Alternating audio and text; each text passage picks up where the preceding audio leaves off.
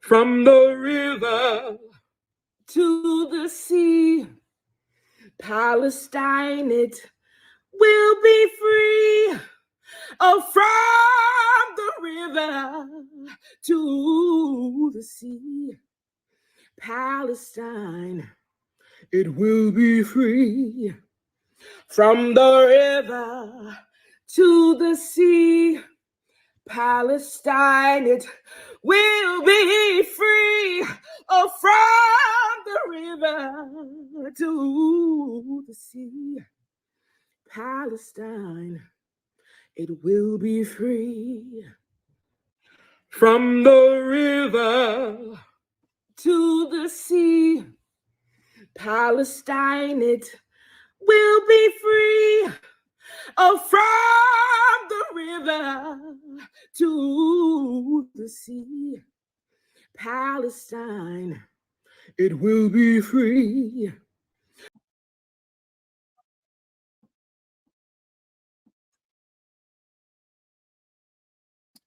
Welcome to the Jaybe show on Revolutionary Blackout Network. So great to see all of you here on this beautiful Sunday afternoon. Just let you guys know that the JB show is every single Sunday on Revolutionary Blackout Network. And you guys can also find me on Tuesdays and Thursdays, as well as you can find me on my channel, the JB Font channel, on Tuesdays at 2 p.m. Eastern Standard Time. So good to see all of you here today. Come on in, have a seat. We have some conversation going on that we are about to have, and we're going to be touching on some topics. But just to let you guys know, if you guys would like to get email notifications for any of our streams on Revolutionary Blackout Network, you can go to revolutionaryblackout.substack.com so that you guys can get those email notifications whenever we go live or we upload any type of clips. Also, just to let you guys know, if you guys have not, then you guys can also become patrons on Patreon. You guys can go to patreon.com/revolutionary blackout. And on top of it all, if you guys would like to, then you guys can also donate to our graphics designer, Erin. She does an amazing job. She also does our clips for Revolutionary Blackout Network. So you guys can go to Venmo at Revolutionary Blackout, or you guys can go to Cash App, $Mutual Aid Forever, so that you can contribute to that, so we can make sure that Erin gets paid what she demands to be paid. So thank you so very much for that as well. Now, just to let you guys know, I am a part of the Orlando chapter for RBN Mutual Aid, and we're also doing a fundraiser right now. You guys can go to $Orlando RBN if you guys would like to donate to that.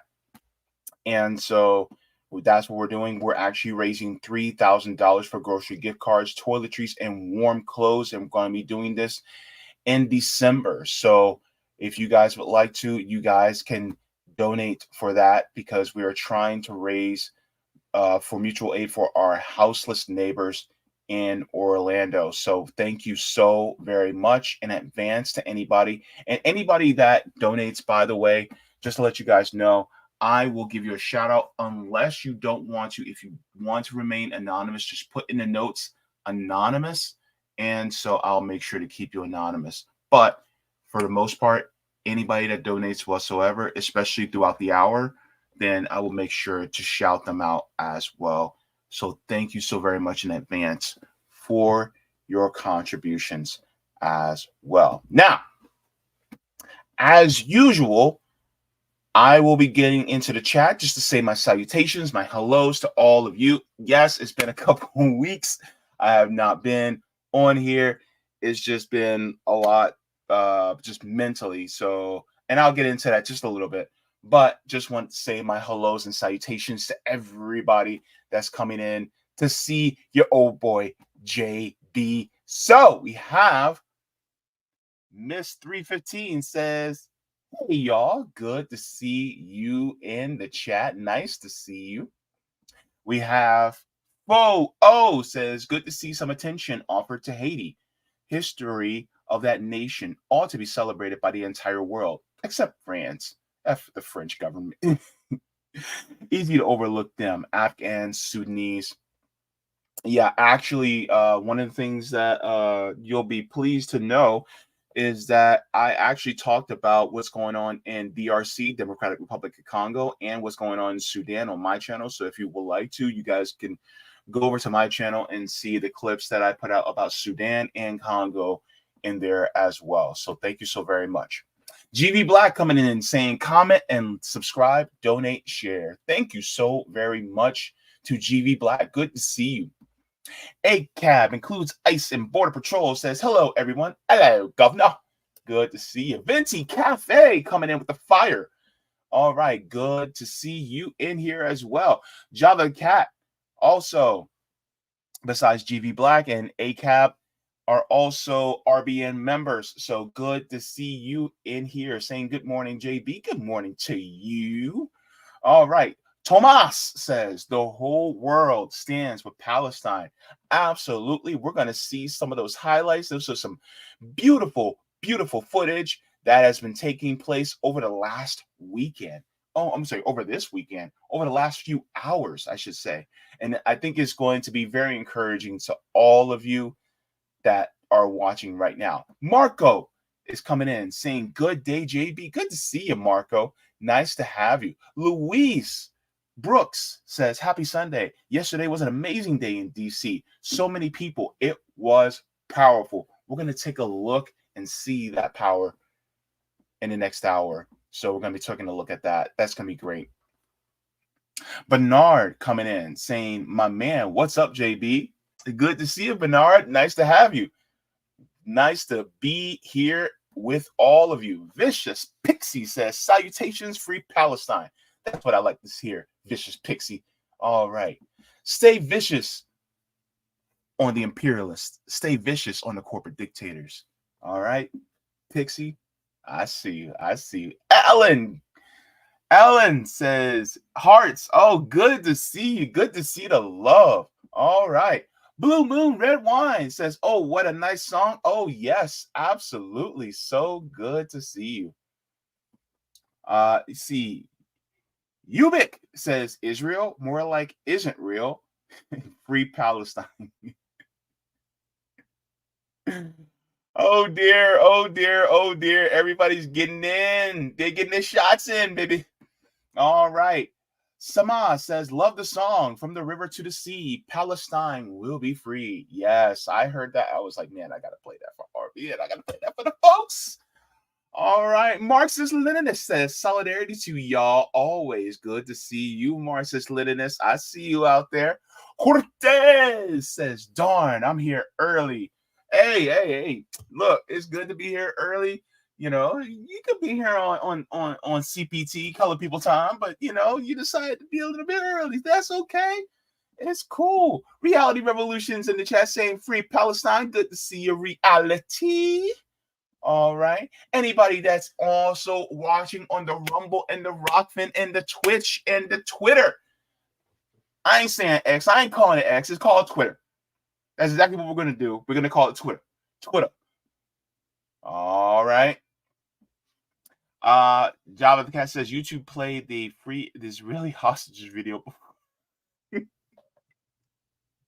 the stream started. How about those thousands of Palestinian hostages? What about them? Right? Jeez Louise. Look, I got an attitude today, so we gonna get into it because the thing is that I have had it with these Zionists right now. They have been getting on my goddamn nerves. They have been all up in my mentions on Twitter. Like, what? They've been saying some stuff. And I'm just like, you know what? Making excuses for genocide. Like, have they no shame? Never mind. Let me not even ask that question. I already know the answer to it. Anywho, let's get into what we're going to be talking about today. We got a couple of topics we're going to be getting in today. So we have massive protest in Washington, D.C. So we're going to be getting into that. That was the biggest story out of yesterday. It was massive. And we're going to share some of that. And then after that, we're going to be talking about keeping Haiti unstable. What is the West doing? Well, we're going to get into it all here on the JB Show on RBN. starting now.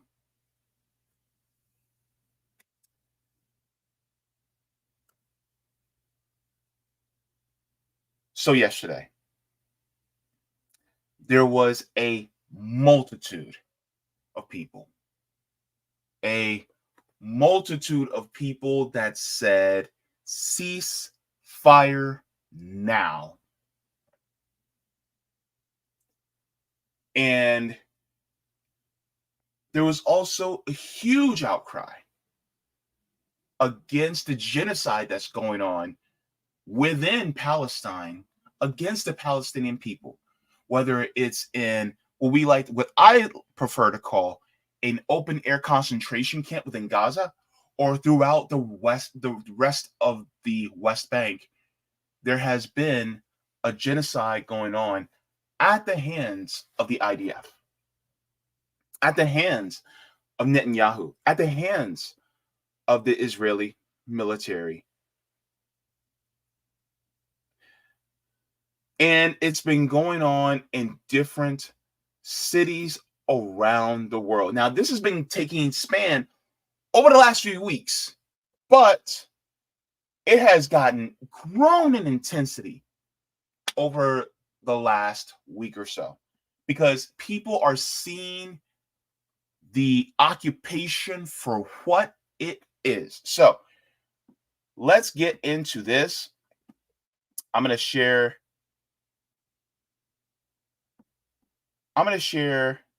this just a little bit. We're going to start off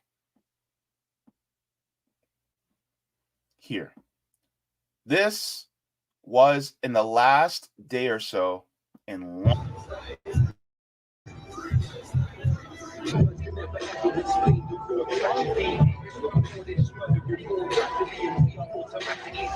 Hold up. Gotta mute that, because YouTube be they be fidgety about that. But this is what was in London over the last day.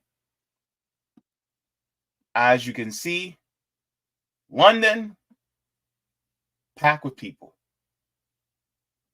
Now, let's stop London. Let's go to the next city. This is a great channel, which I will be sharing with you guys in a second. But let's go to Rome. This is in Rome, Italy.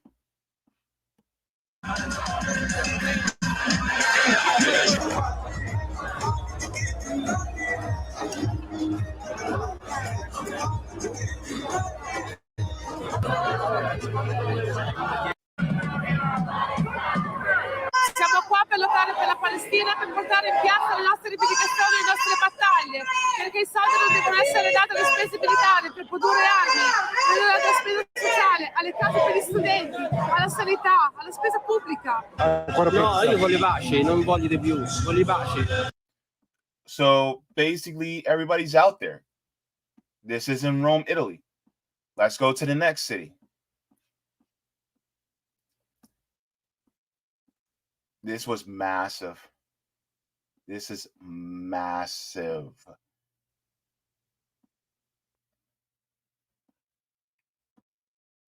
Here's Dusseldorf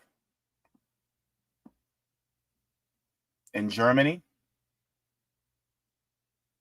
This is massive. Whatever anybody says, oh, well, the world stands with Israel. No, boo. I do not see one blue and white flag out there. I see a lot of black, white, green, and red. And that's it. Because people are against illegal occupation. People are against the genocide that is happening.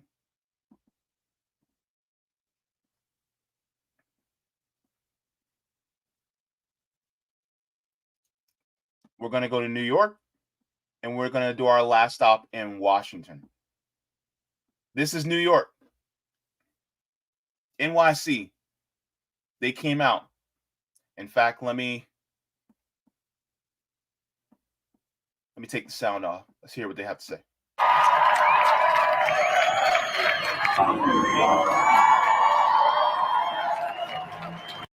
That sign says genocide, quote, fits quite nicely with the Raytheon Defense portfolio, end quote. That's from Kristen Litwig, Morgan Stanley. Damn. Wow.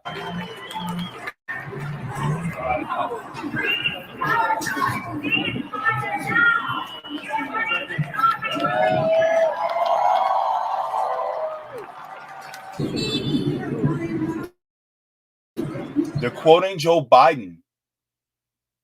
They're literally quoting Genocide Joe. Says, quote, were there not in Israel, the U.S. would have to invent in Israel to protect our interests in the region, end quote. That's from Joe Biden in 1986. These statements come back to haunt and bite you in the ass. And it's literally biting him in the ass right now.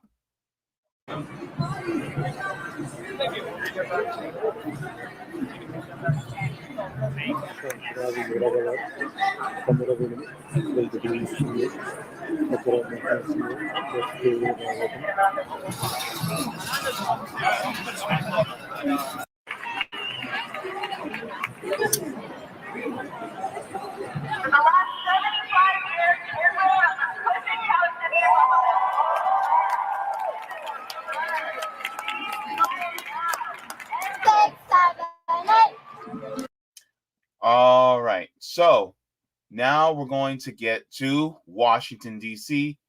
Washington, D.C. was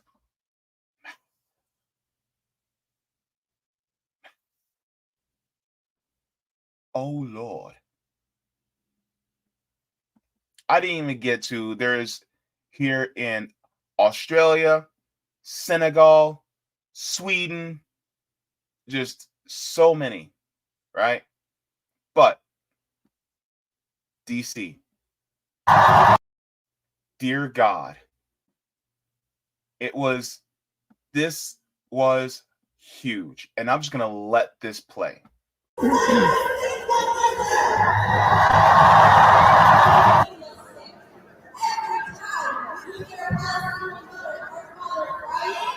Hey, Maz, I'm here. 14 and Pennsylvania. Look at this, guys.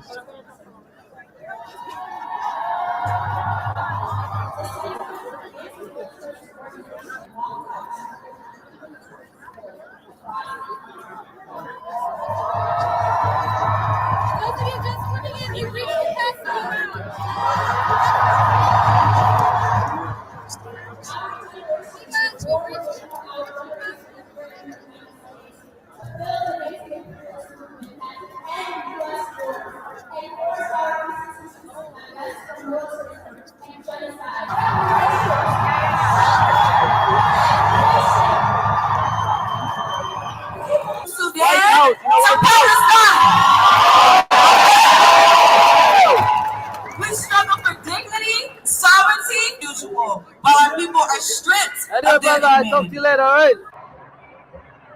Look at this crowd. Look at this. You cannot tell me without a shadow of a doubt that the world is saying no, not only to Israel, but the world is saying no to the West. If this doesn't give you chills, I don't know what will. Over 300,000 showed up in Washington, D.C. alone yesterday. 300,000. Do you know how many people showed up for President Obama's inauguration in 2008? 250,000. This was bigger than Obama's inauguration in 2008.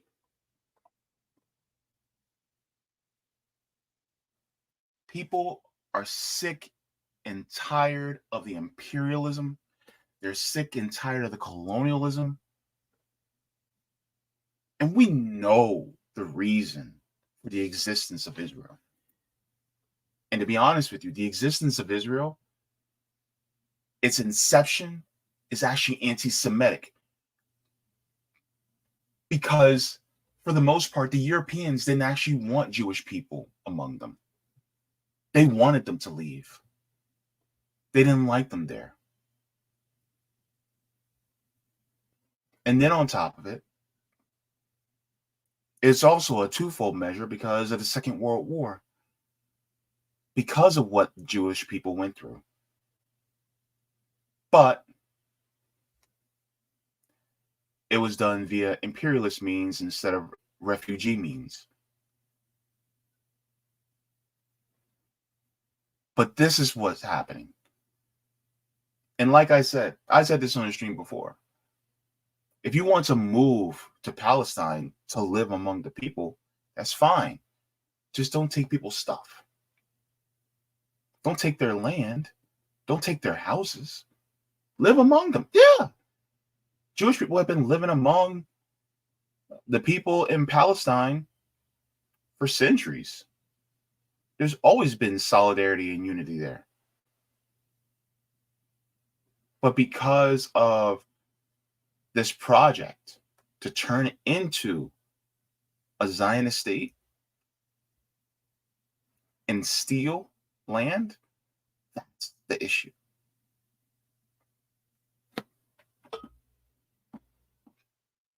Look at this.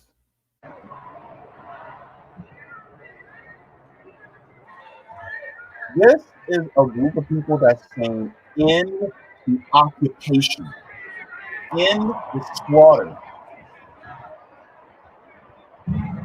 If this doesn't give you goosebumps, look at this.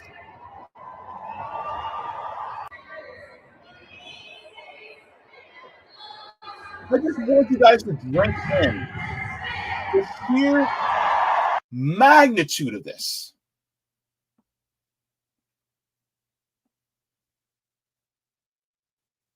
What's going on right now with McDonald's? Stocks have went down. Starbucks stocks have went down because people are now boycotting, right? And to anybody that's Palestinian that's watching, know that the world stands with you. Know that. And one of the things I wanted to address is you'll get a lot of people that go, well, violence and selfishness are just inherent in people. It's part of human nature. No, it's not. When they say that violence and selfishness is just inherent in human nature, we're just a grotesque species by nature. Really, that's just a lie that the corporate dictators will tell you to try to make us look more like them.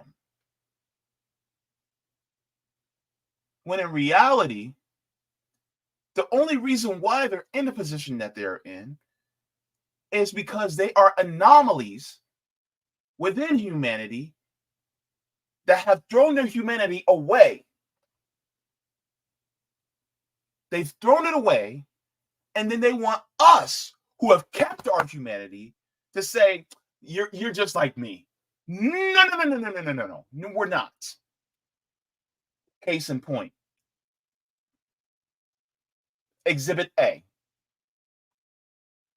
Because we're not going to sit there and look at the dismembering of babies and say, well, that's just collateral damage, or that's just the cost of war, or, well, they shouldn't have voted in for Hamas. Then maybe, just maybe, that wouldn't have happened. We don't make excuses for that.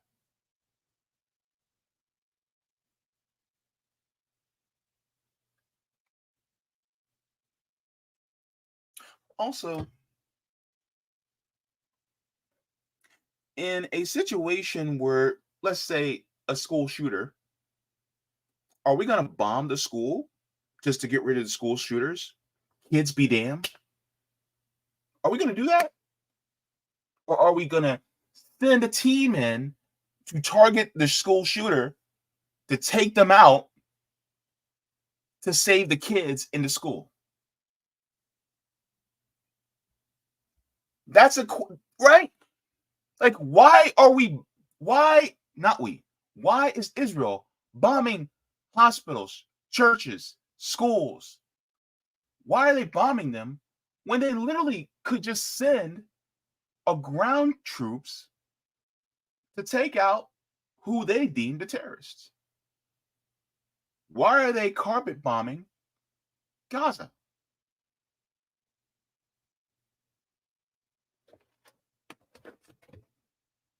You know why.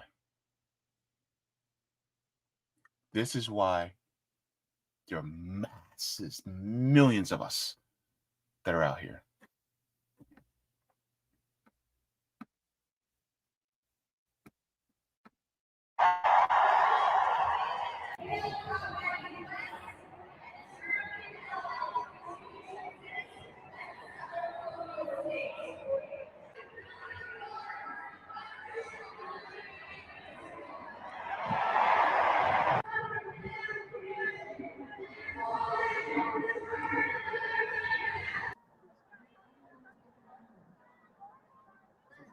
Isn't this beautiful, guys?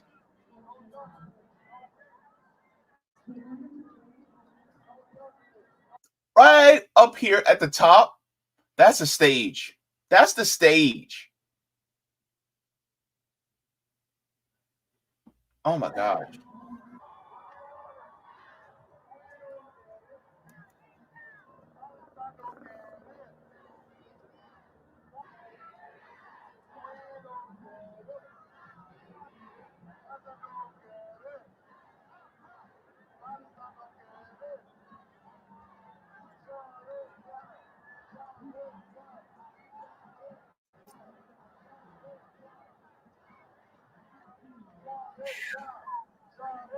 Man, this is wild.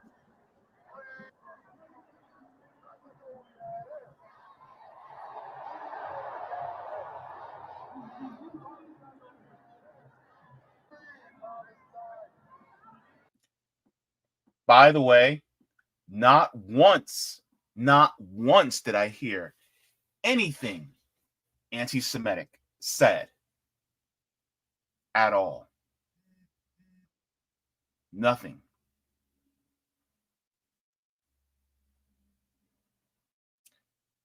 Ending the occupation is actually pro-Semitic.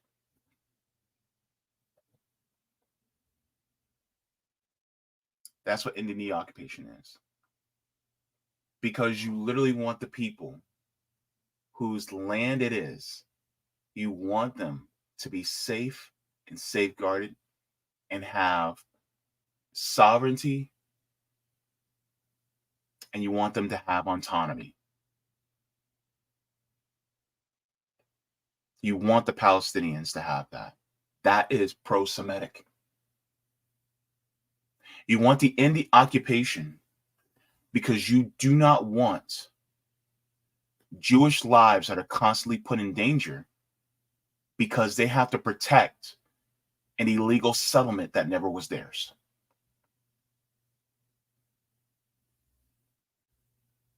Ending the occupation saves Palestinian and Jewish lives.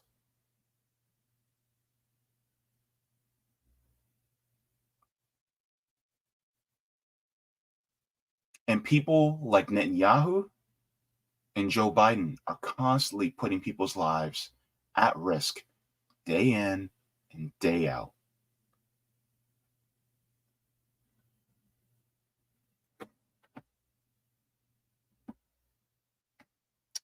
So that is the magnitude of the crowd. Now, I just want to share this as well. This gives you a different kind of scope. Now, shout out to the Answer Coalition for putting this massive protest together. That's who did it. And this is their tweet. that they put out. It says, today the people made history. 300,000 marched in Washington, D.C. to demand an end to Biden and Israel's genocide against Gaza and demand freedom for Palestine. This was the March for Palestine. This is a time lapse of all the people that were marching through Washington, D.C. Just look at it. Can you imagine being in that crowd and marching through like that? Shout out to RBN Orlando chapter, mutual aid chapter, Sabiha, because she was there yesterday. We told her, we said, go. If you can go, then go. And she went with her husband. And she was out there. And she was part of making history. So shout out to her as well for being out there. And just look, not even done yet. It's all these people pouring through.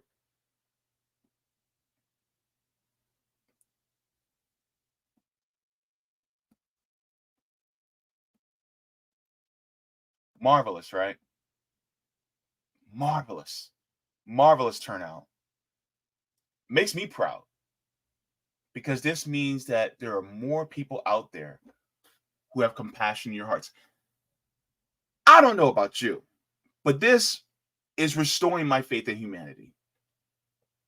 I wanted to talk about this as something that warms your heart.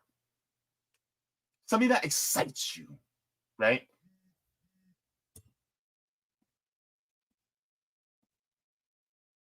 I hope that's what this did. So there were some people out there, even some famous people, that showed up to this march, which was pretty cool. Not gonna lie. Let me see. Do I have it here?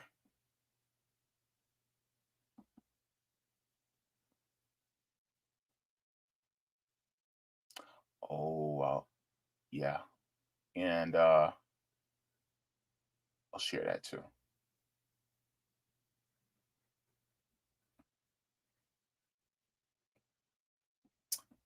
Let me share this as well.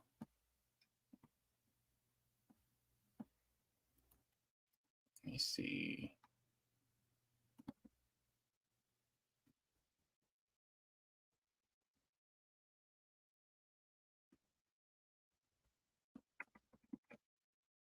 I could have swore I had this already, but it's okay. Let me share this. Now, let me ask you guys a question. You guys know the song, I'm gonna pop some tags, only got $20 in my pocket. I'm hunting, looking for a come up. This is fucking awesome. That guy, Macklemore, he was at the protest. Yes. Okay. This is gonna be so interesting. Like, holy crap. I had no idea this dude was based like this, but apparently he was. Here we go. Let's hear what Macklemore had to say. You know, first and foremost, this is absolutely beautiful to observe today. I didn't expect to be on a microphone, but there are thousands of people here that are more qualified to speak on the issue of a free Palestine than myself. But I will say this. They told me to be quiet. They told me to do my research, to go back, that it's too complex to say something, right? To be silent in this moment. In the last 3 weeks, I've gone back and I've done some research, and I'm teachable. I don't know enough, but I know enough that this is a genocide.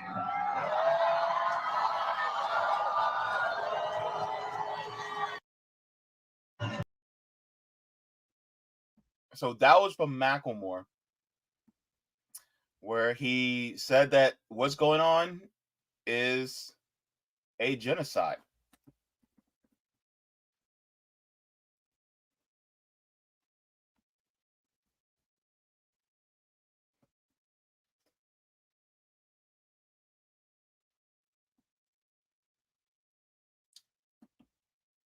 Also, just to share,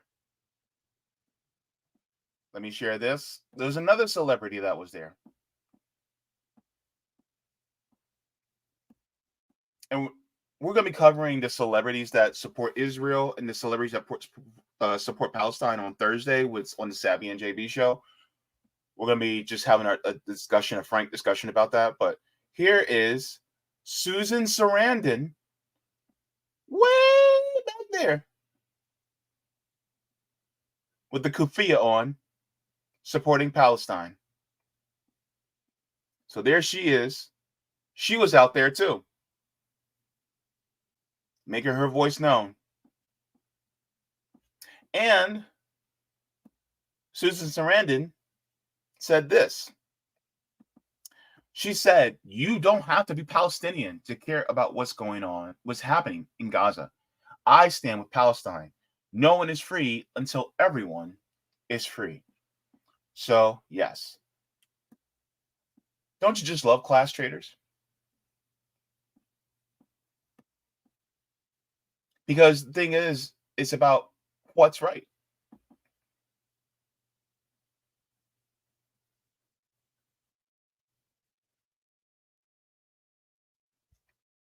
I think that's pretty cool.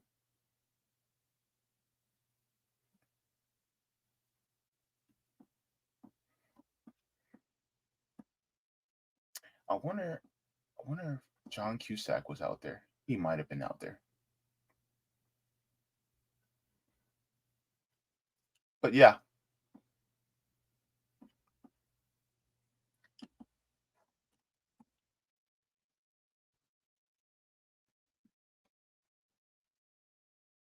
Let's see.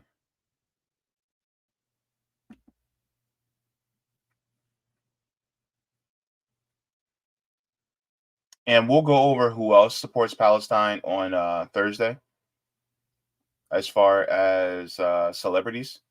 So I want to get into that, next time. But that's going to be an interesting list.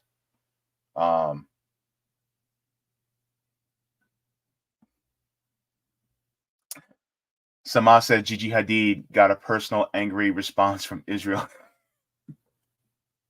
Yeah, Gigi and Bella Hadid, they're both models. They are both half Palestinian. But yeah. And they're like, yeah, nah, this is genocide. So yeah. So that's what's going on right now. That's what's going on basically within the Imperial Corps.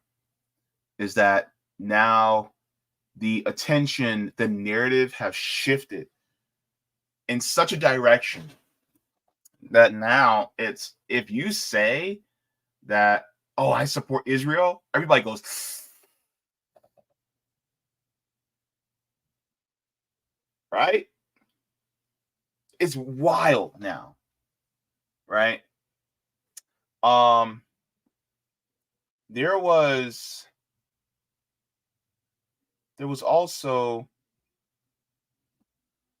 let me bring this up too, because I wasn't thinking about bringing this up, but let me bring this up. There was a poll, not a poll, but almost like a metric that was shown. See, I talked about it on a TikTok, but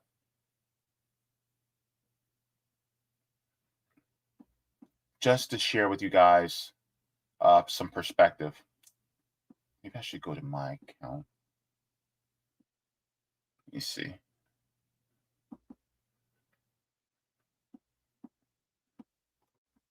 I've been sharing a lot of stuff. And guys, keep sharing. That's one thing I just want to emphasize to you, keep sharing about what's going on in Palestine. Do not stop. Do not waver, because guess what? You guys are going to, the narrative has changed. Let me see. I had,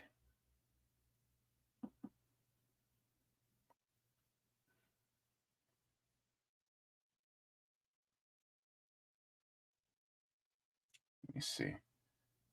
There was it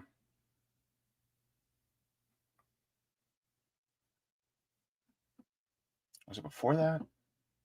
Hang on.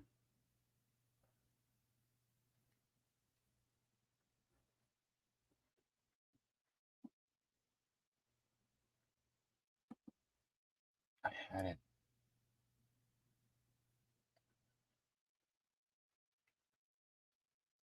No.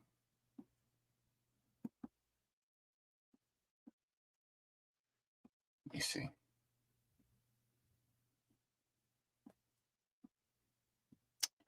I should have posted. I should have put that. My bad, guys. There was I had posted a TikTok. Anywho, if I find it, I'll just explain. So right now, right after October 7th, within that week or so, the amount of views that were towards Israel and Palestine within TikTok were roughly equal until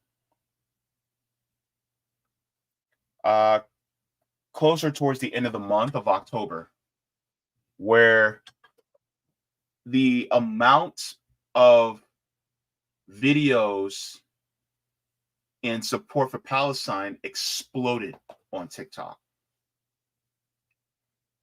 And the comparison is drastic. And so that's what happened. And as we all know, a majority of people that consume TikTok tend to be the younger generation, Gen Z, younger millennials.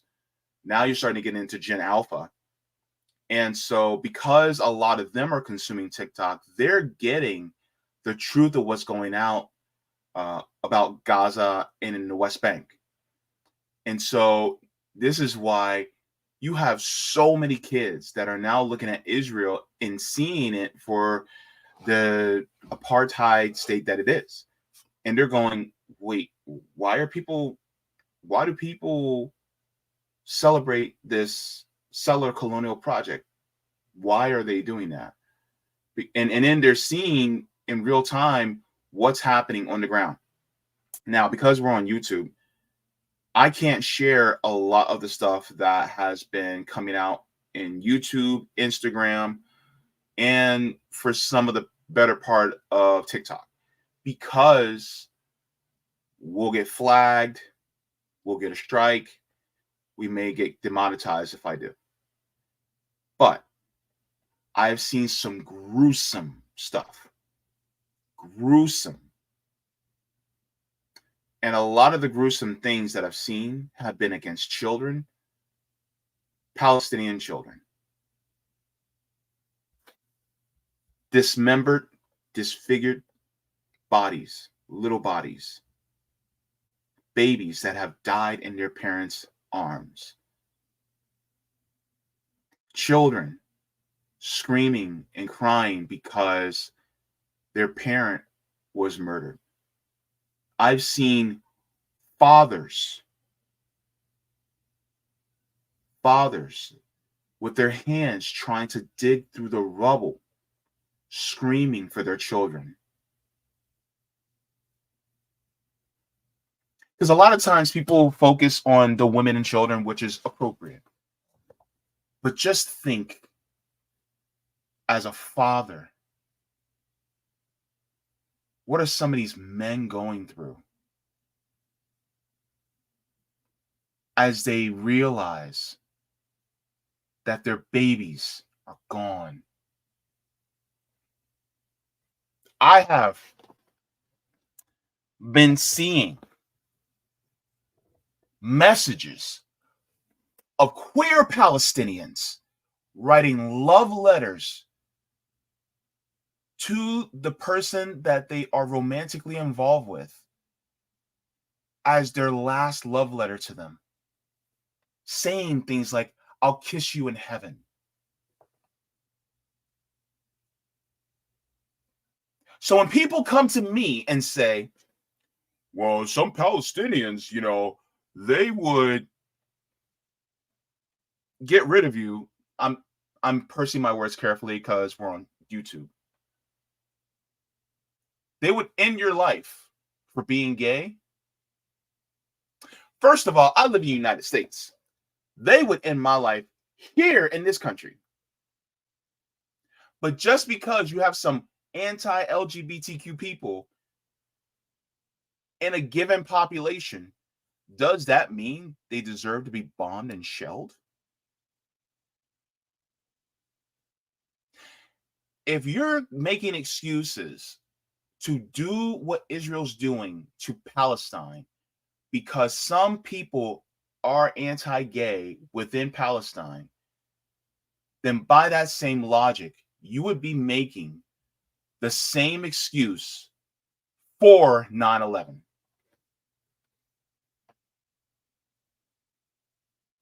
That's terrorist sympathizer type shit.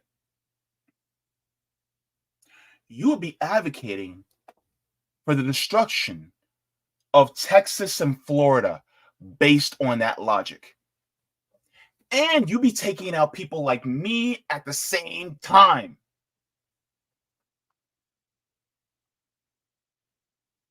Does that make sense?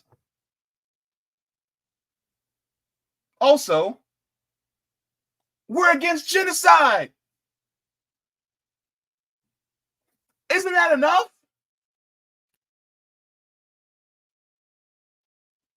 Perish the thought we're actually against genocide. Look, you can't change people's minds and soften their hearts to LGBTQ people if they're all dead. You can't change minds and hearts if the heart's not beating anymore.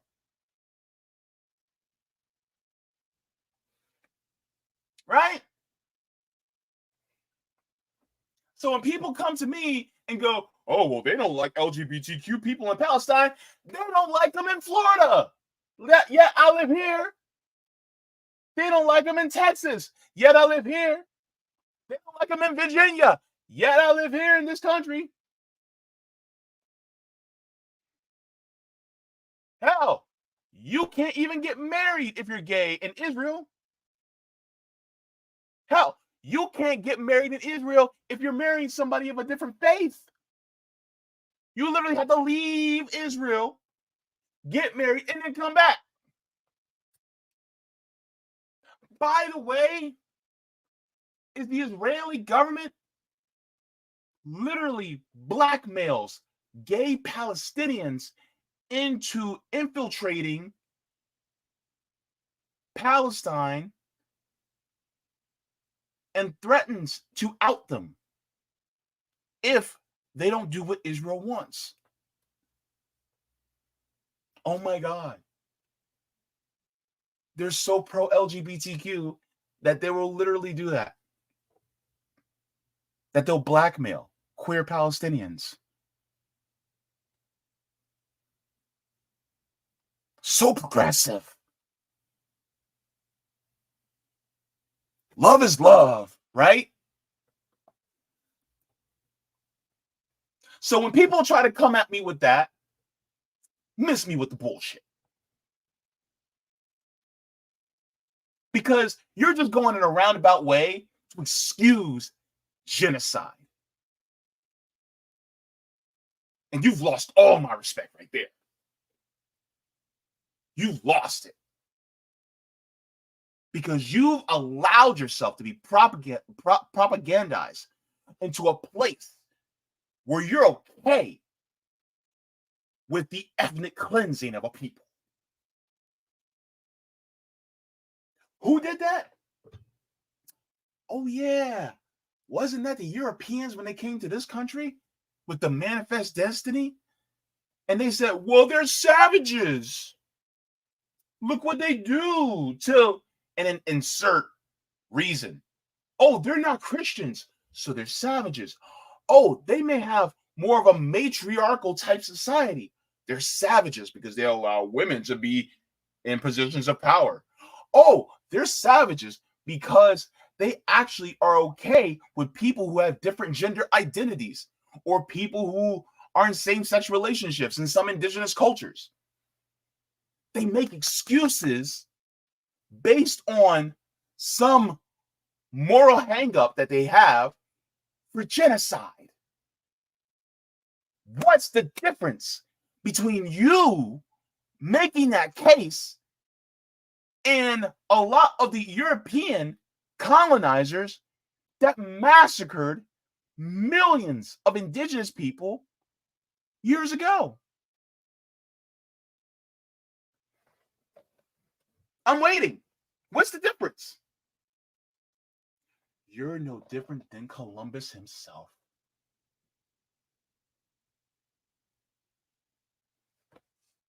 I'm sorry, I didn't mean to go on a rant, but that's my hang up because I constantly get people in my mentions trying to weaponize LGBTQ liberation for the sake of genocide. Does that make sense?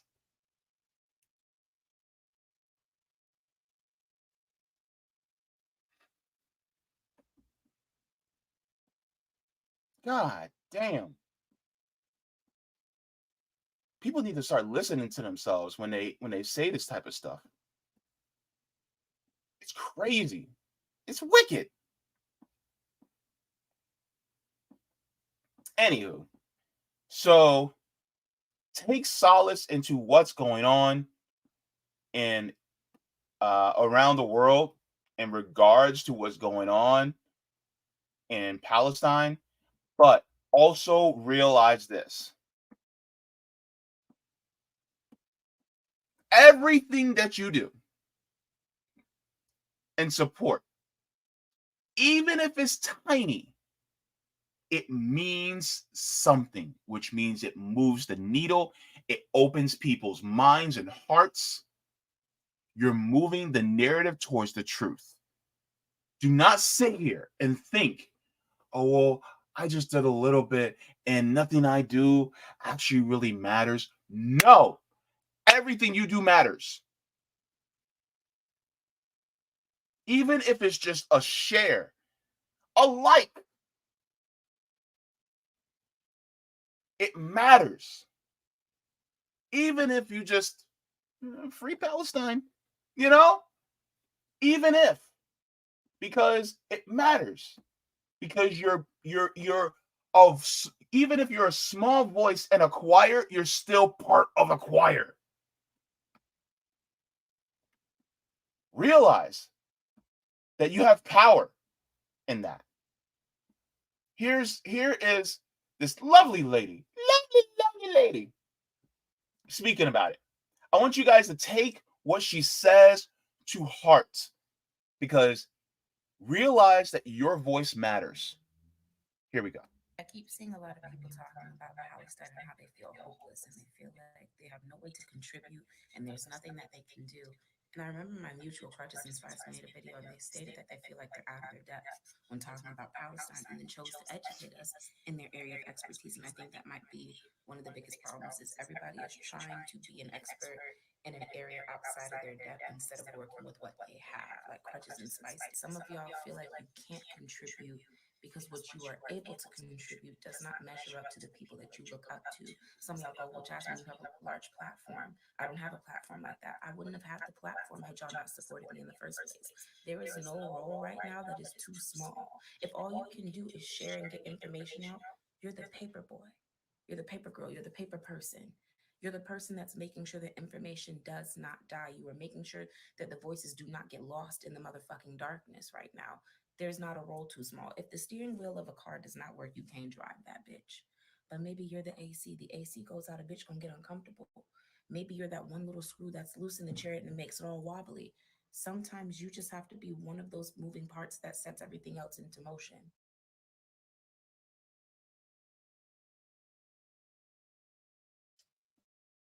I don't care if you're a little lug nut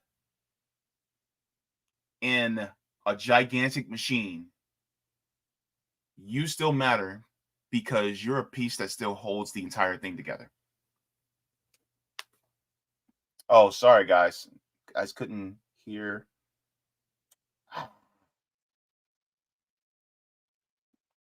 I'm going to share the link with you guys. Hang on. Let me see.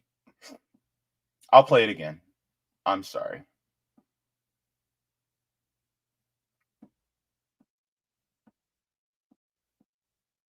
Oh, yeah. Let me make sure. Yeah, the volume's all the way up. Let me do this. Let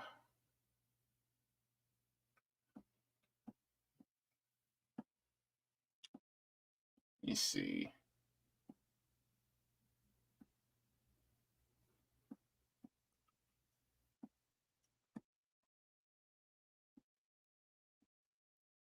I know there's a way to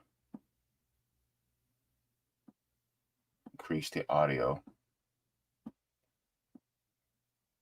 Let me see. No. I think yeah. I may have to just share it so you guys can listen to it on your own time, because for some reason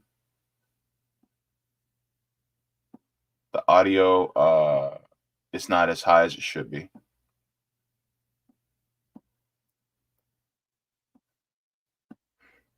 And I can only change the audio for guests, not for screen sharing. Dang it. See, I wish I had volume booster like Sabby does. I wonder. No. I wish I had a volume booster on here. I'm broke, guys. Sorry.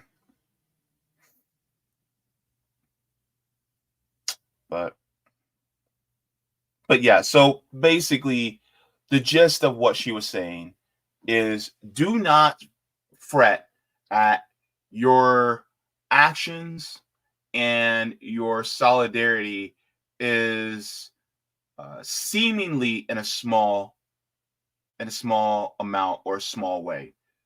Because the thing is that you standing with the Palestinians, and it could be sharing, it could be, just saying that you support Palestine moves the narrative, because many hands make the load light, right? This is a large, heavy boulder that needs to be carried.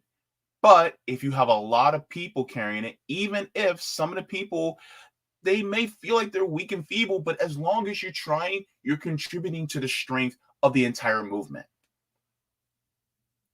So do not think for 1 second that, oh, well, I can't do much because my voice is too small. I don't care if you have 2 followers on Twitter.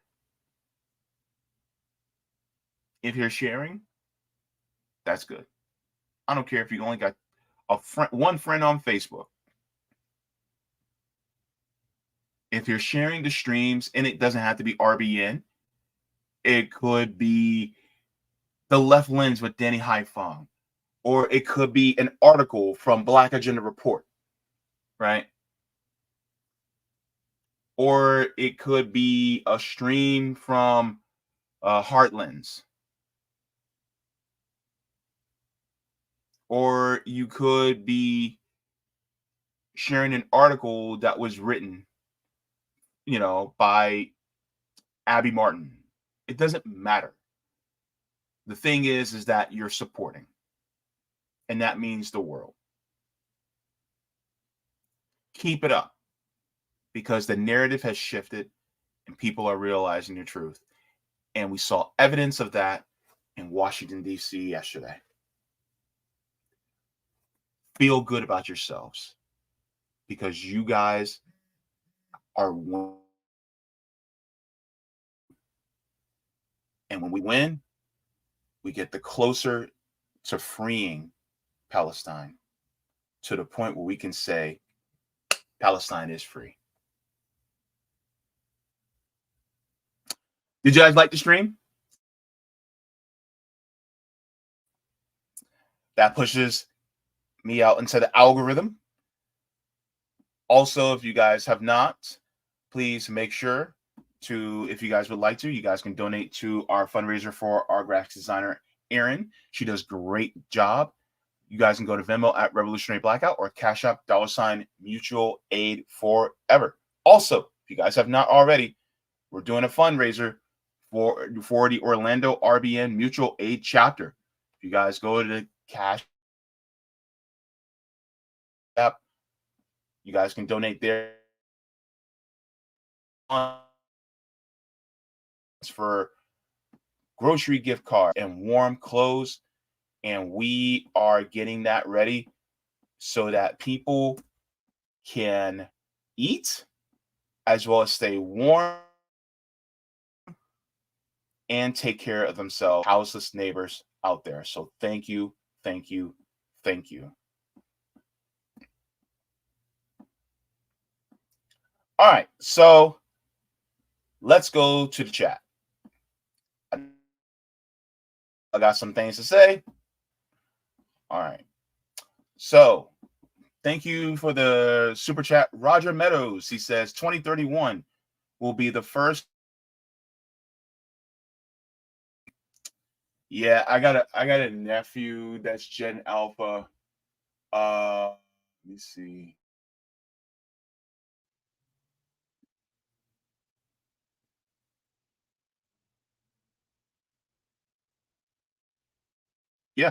Yeah. He'll actually be eligible to vote in 2031. Yeah, so yeah. He's beginning of Gen Alpha. So thank you very much for that, by the way. All right. Thank you so very much for the love, Cobra Commander. Good to see you. All right. Leroy, you'll be giving some base comments. And so I just want to read this.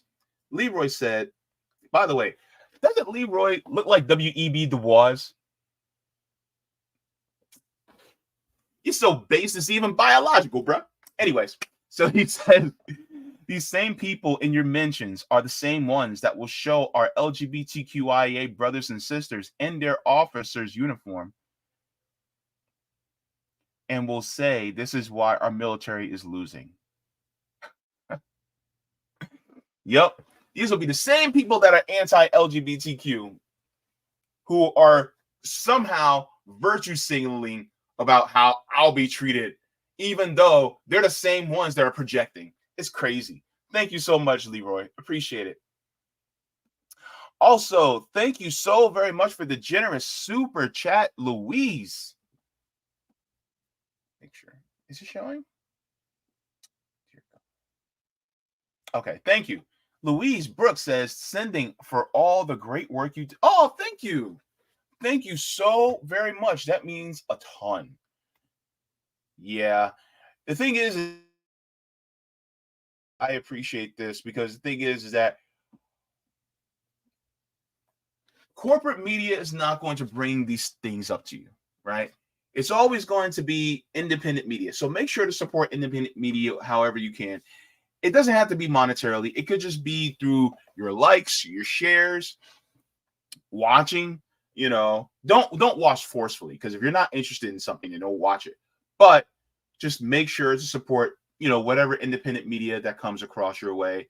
Because guess what? Corporate media is not going to put these things out. Like, they'll put in a nugget of truth with a narrative that is pro-empire. You know what I'm saying?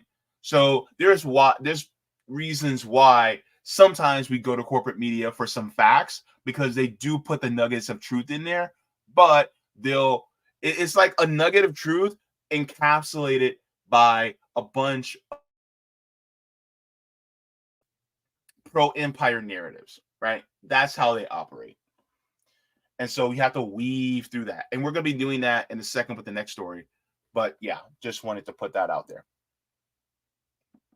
All right, so let's go and get some more people.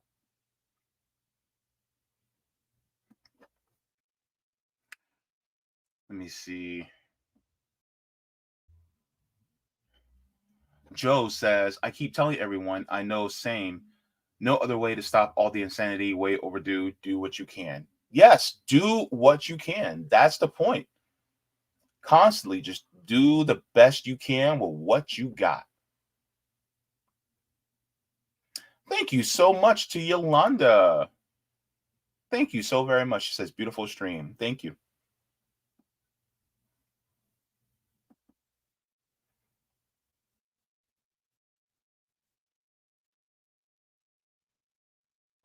Yes, Manny. Sorry.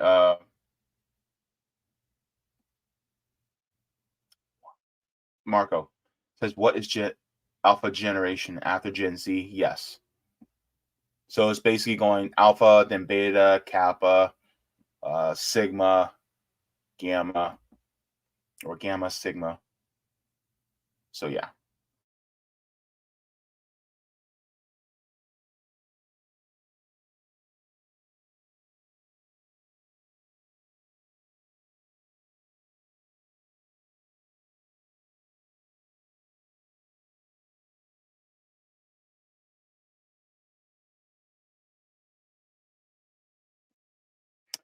Joseph Beth says Biden, Trump, and DeSantis won't save you. If people think their lives will get better after voting for a politician, they're better off scratching lottery tickets. Ooh. Yep. Roger Meadows says tonight on National Geographic, 9 p.m. midnight, they're talking JFK files. Ooh. Interesting. There's a lot of people that actually make the argument that we actually haven't had a legitimate. Hang on, let me make sure I say this in a way that doesn't get us flagged. A lot of people would say that the last president that we had that wasn't selected by corporate interests was JFK. A lot of people would argue that ever since after him, they were selected by corporations. I'll just put it that way. I don't want to get us in trouble. My channel's already demonetized. I ain't trying to hurt RB. Oh, Lord. Samuel says, love watching your show from Mexico. Oh, okay. Bienvenido. Gosh, my Spanish is horrible. Bienvenido.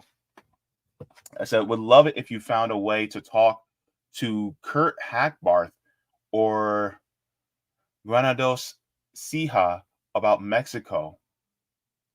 I don't think I've, hang on. Let me see.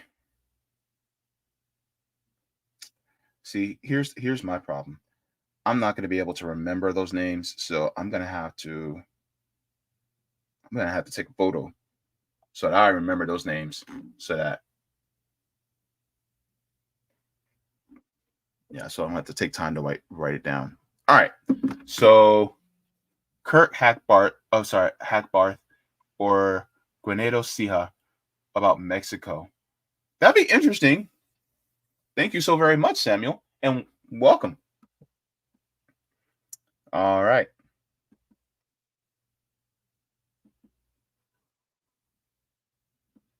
Oh, I love this. Harold says, as the old saying goes, the best you can is good enough. Thank you. Ooh, you guys are great.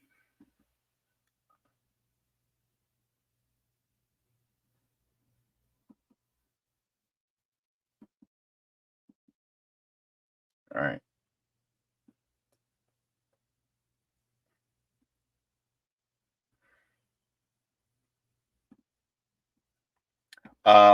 Ethan says, was Trump selected by corporations?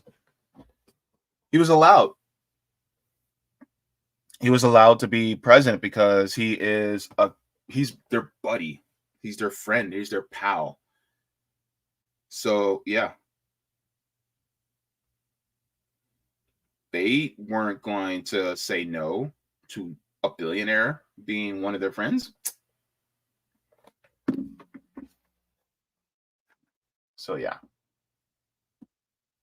Let me go to The Rock. All right. You got The Rock fin. Going to...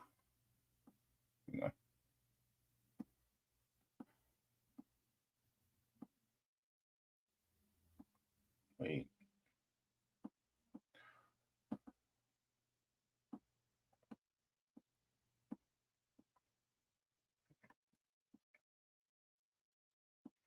All right. Let's go to The Rock. The Rock to the fin. Okay. Let me share the screen. Boop, boop, boop, boop, boop. Ba-da-ba-ba-ba. Free Palestine. All right. So Annie O, thank you so much for the $10 tip on Rockfin. Says great stream, James. Thank you so much, Annie O. All right. JBB says beautiful people standing up for Palestine. Absolutely. They're gorgeous, honey. Gorgeous people. Gorgeous. Hepcard, thank you so much for the $5 tip on Rockfin. He says Ken O'Keefe is looking for 1,000 Western human shields to go into Gaza like Christopher Reeves did in Chile. Christopher Reeves went into Chile? What? Wait, Christopher Reeves was based like that? Quote, the cynic is the tyrant's best friend. Only the dumbest of the dumb and paid prostitutes don't know what's going on. As he says, he disarmed Israeli commandos. It was given the keys to Gaza. Christopher Reeves? Superman? No, wait. Are you kidding me right now? The late Christopher Reeves?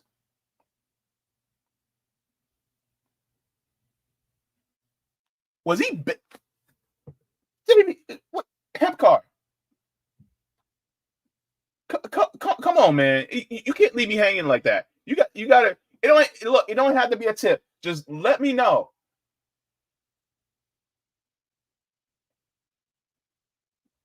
Because I'm curious about that. But then again, a lot of people back then didn't agree with the creation of Israel. And a lot of Jewish people didn't agree with the creation of Israel. So, yeah. Also, I'm going to check let me check the Rumble rants, if there's any Rumble rants or anything like that. Oh. All right, let's go to the Rumble. All right, let me see. Shirley, I think it is. It says one of the reasons the US UK want to clear Gaza is to get access to Leviathan gas fields off Gaza and to build the Ben Gurion Canal. It would give them control over a key shipping route. Yeah, this is actually to compete with the Suez Canal in Egypt. So that's one of the things that they're doing. So thank you very much for that, Shirley. Pebbles2 says, glad this channel is on Rumble. Thank you for all your work. Thank you so very much. Pebbles2 also asks, why not negotiate for exchange of hostages before anything?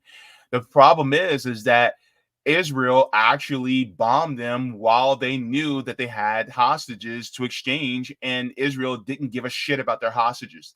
They just want to get rid of the Palestinians. That's what it is. They literally killed their own hostages. They killed their own people in hostage situations. Because the thing is that the hostages that were held by Hamas, they took good care of those hostages to make sure those hostages were healthy and well taken care of so that they can exchange for the 10,000 Palestinians that are being held by Israel. But Israel said, essentially, fuck them hostages and bomb the shit out of Palestinians. That's basically what happened. Let me see. Shirley says the U.S. are trying to incite a bigger war. They tried to escalate Ukraine by goading Russia. Now they're trying to draw Iran and others into the Middle East. They're getting desperate, so more brutal. Yes, in fact, I'd be honest with you, it would actually be more lucrative if a third world war started, especially for Raytheon, General Dynamics, Northrop Grumman, Boeing. It would actually, give them a shit ton more money if they start a third world war, which I think that they're aiming for, but what they actually want. Smell inside your nose says Blocks News. Blocks News is showing video of small protests while they talk about this on TV. They won't show the real pics. No, they definitely will not. Let me see. Irie says going to a march now in Dallas. Great, good on you. He says we cannot stop demanding a ceasefire and an end to the occupation. Thank you so very much. Mark 5050 Owen says Biden is dead. Trump and Space Force are withholding evidence that would reverse the gotta push my words there, Philly. The competition. That is worse than treason. Says Trump is a billionaire. He don't feel inflation. That is true. Manima says I'm on Rumble. I'm not on YouTube. Okay. And Gup1 says peace, love, and understanding in all war. Thank you so very much.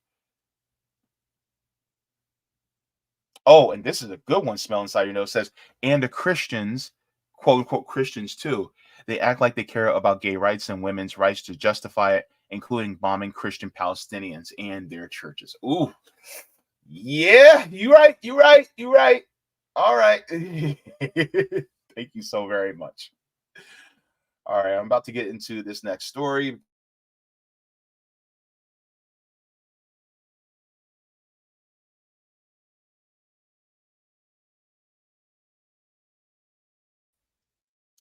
All right, so what are we going to be talking about next? This is going to be a story. All right, so we already talked about massive protests in Washington, D.C. There was a lot more footage that I could have showed y'all, but it was just, it was a lot. It's just, I've already been going on for an hour and 20 minutes, which I'm way over time, but I wanted to get into that. Now, keeping Haiti unstable. So right now, damn. What's going on in Haiti is bad.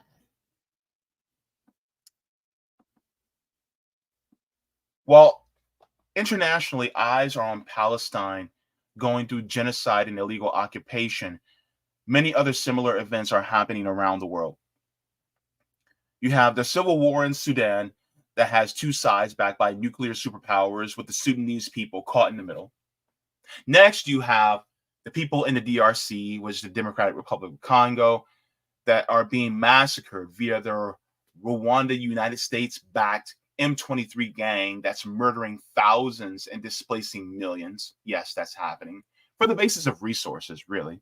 I covered those two nations and what they're going through on my channel. If you guys would like to, you guys can go and just go to the video clips and I'll talk about Congo and Sudan on my channel.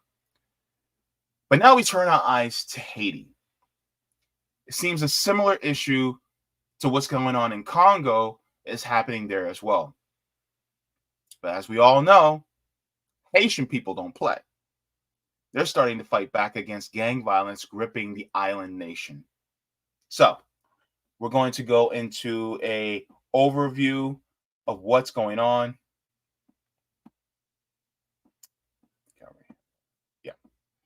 So let me share my screen really quick. This is an overview. Now we can get a little bit more in detail. All right. been there. Y'all know I mess with Haiti heavy. They don't take no bull crap at all. And news medias ain't covering this. Y'all probably don't even know. TikTok, hear me loud and clear. This is for educational purposes only. There is revolutionary protesting happening in Haiti right now for the same things that we're going through in America, and we're not doing nothing about it. This is real life today. They're protesting because the cost of living has increased, the lack of jobs, and the basic necessities like clean drinking water. And if ISIS Wisdom wouldn't have pointed out, I probably wouldn't even know what's going on. There are gangs there that are raiding and killing neighborhoods. They have no say-so of who speaks and is in control of the country because other countries are involved with governing them. As you can see. Let's start here. Because she said some bars, and we gotta touch on it. Happen in Haiti right now for the same things that we're going through in America, and we're not doing nothing about it. This is real life today. They're protesting because the cost of living has increased, the lack of jobs, and the basic necessities like clean drinking water. And if ISIS was now, Jackson, Mississippi, anybody? Flint, Michigan, anybody? East Palestine, Ohio, anybody? Anyone? On top of the many municipalities that are dealing with dirty water, unclean, unsafe drinking water, right? Let's continue. The one that pointed out, I probably wouldn't even know what's going on. There are gangs there that are raiding and killing neighborhoods. They have no say-so of who speaks and is in control of the country because other countries are involved with governing them. As you can see, the sent armed vehicles to fight against gangs, basically the protesters. Because not to mention they're throwing tear gas. 200 plus people have been killed, shot, and bodies even burnt just from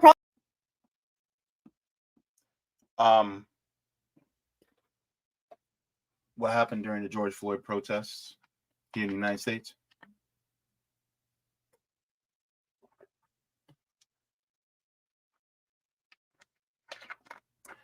That'll tell you. We're going through the same. Yep. protesting. We're not even going to mention the raids of people being killed in their neighborhoods by these gangs. But the protesters are saying that the gangs who have the guns were given to them by the government. Listen to. Oh! Given to them by who? Wait a minute. Somebody who was speaking about the issues in Haiti. And out of his own words, he was saying that the government was giving underprivileged people in bad neighborhoods to join the gangs. Ain't that the same situation that's happening to us? No jobs, cost of living going up. Oh, and y'all remember that whole CIA crack controversy where they had a war on drugs? But in the 80s, I didn't know anybody who owned crops, land to grow it, or any planes with guns or drugs, because all of that stuff is flown in. So maybe what the Haitians are saying is happening to them over there is happening to us too. Now I'm about to get more political, but every time when I talk about politics, they want to send me a message. So go to my YouTube so you can see. All right, Kaya. Or is it Kia? My bad, sis. I didn't mean to butcher your name. But thank you. Thank you very much for that. That's basically an overview of what's going on in Haiti. And so, if these gangs, because everybody's been talking about, oh, well, Haiti's being overran by gangs. What's going on? It's the gangs. But why are the gangs there? How did they come about?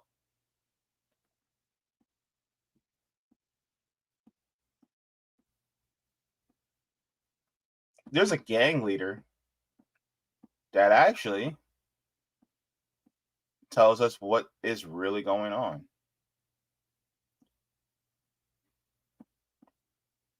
Let me share that with y'all.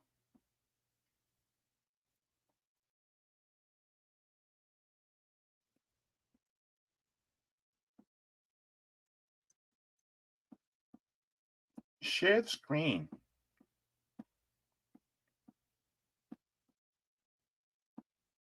All right.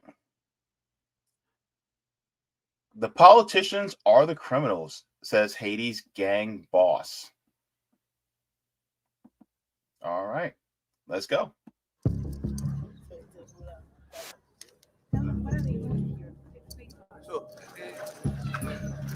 Jimmy barbecued sharers there.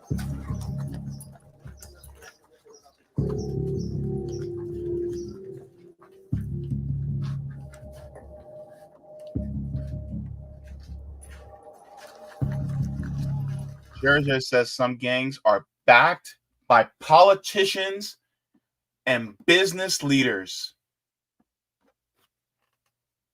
What does that remind you of?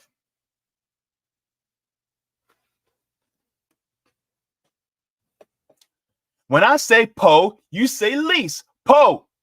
Po. Because think about it like this. The boys in blue are basically just a gang with badges and guns. What's the difference?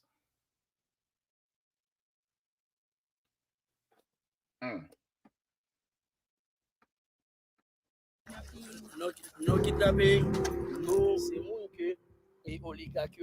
It's unfortunate we have to call some Haitians enemies, but the Haitian oligarchs and politicians give them guns and ammunition to destroy our communities. Hi.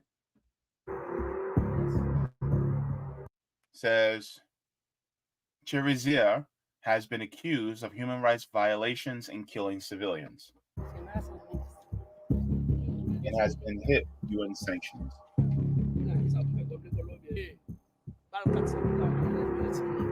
He insists he's fighting to help provide security and basic services.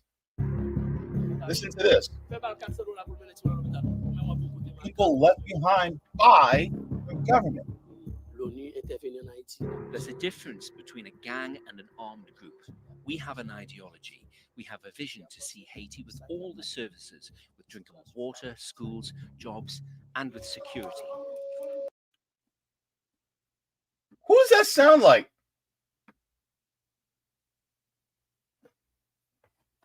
Provide the people with water, schools, jobs, and security.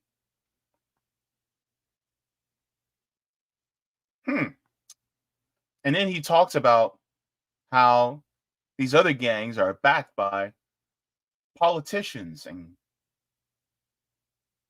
business leaders. What does that sound like to you?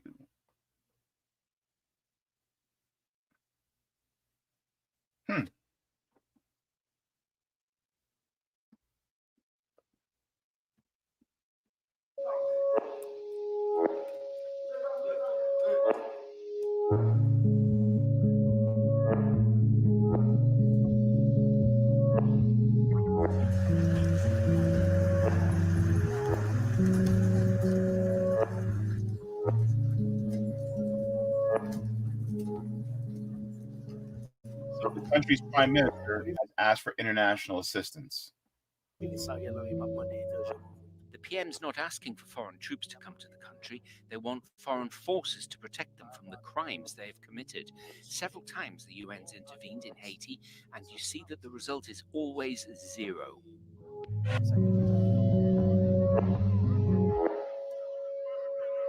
It says in the past few weeks, people have turned against the gangs in the country.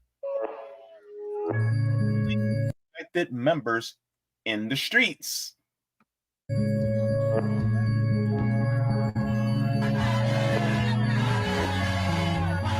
They call the new movement Blackout.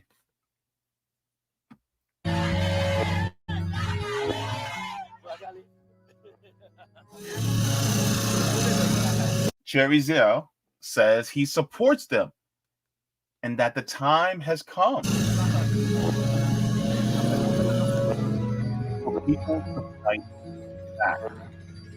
Who does that sound like? I'll let you guys fill in the blank. Time for the people to fight back. The governments are funding some of these gangs, and the corporations are funding some of these gangs. He's fighting for the people to have clean water, adequate schools, jobs. What does he sound like?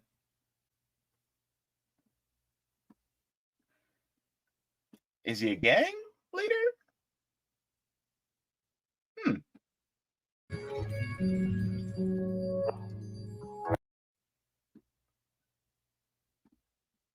So ultimately, when it comes to the gangs that are doing what they're doing in Haiti, sounds like they are, lack of a better word, lackeys for certain foreign governments that want to keep a country destabilized. Let's just go here for a second. This is out of Black Agenda Report. Oh, wait. How are you gonna... Never mind. Let me do this.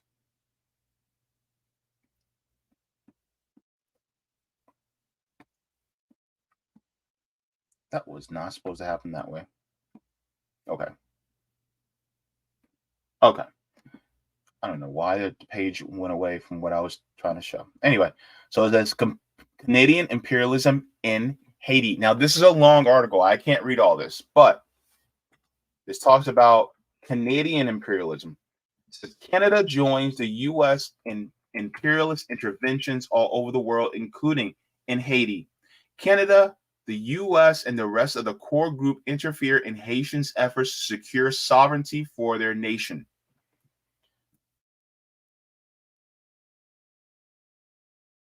So,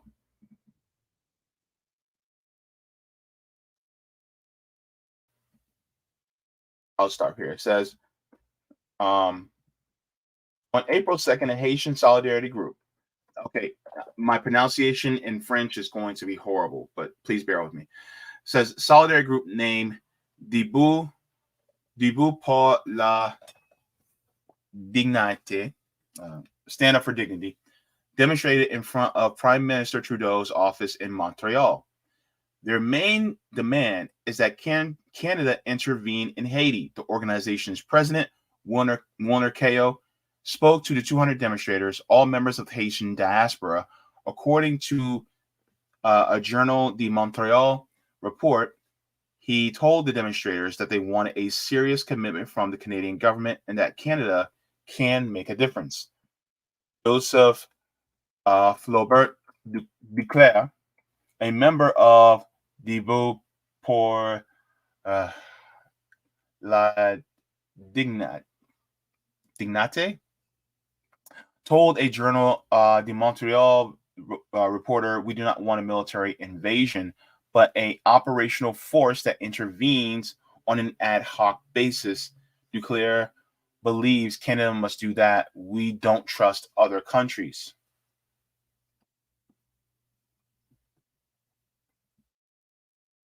Now, it says Debout pour la Dignité's endorsement of a Canadian-led intervention in Haiti does not necessarily reflect the opinions of a majority in the Haitian diaspora in Canada. Only 7 months ago, several leaders in the community told the Toronto Star's Maricela Matador that they were against an intervention.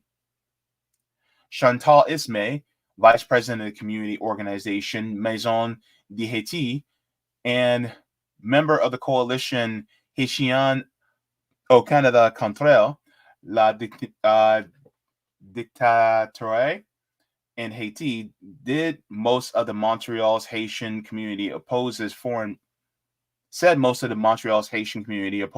military intervention. Dear God, I gotta learn French. So basically, a lot of them do not want a military intervention. Reflecting the debate that is happening internationally, the Haitian diaspora have varied opinions on whether a foreign intervention into Haiti would help or worsen the crisis there. So, basically, what happened basically is,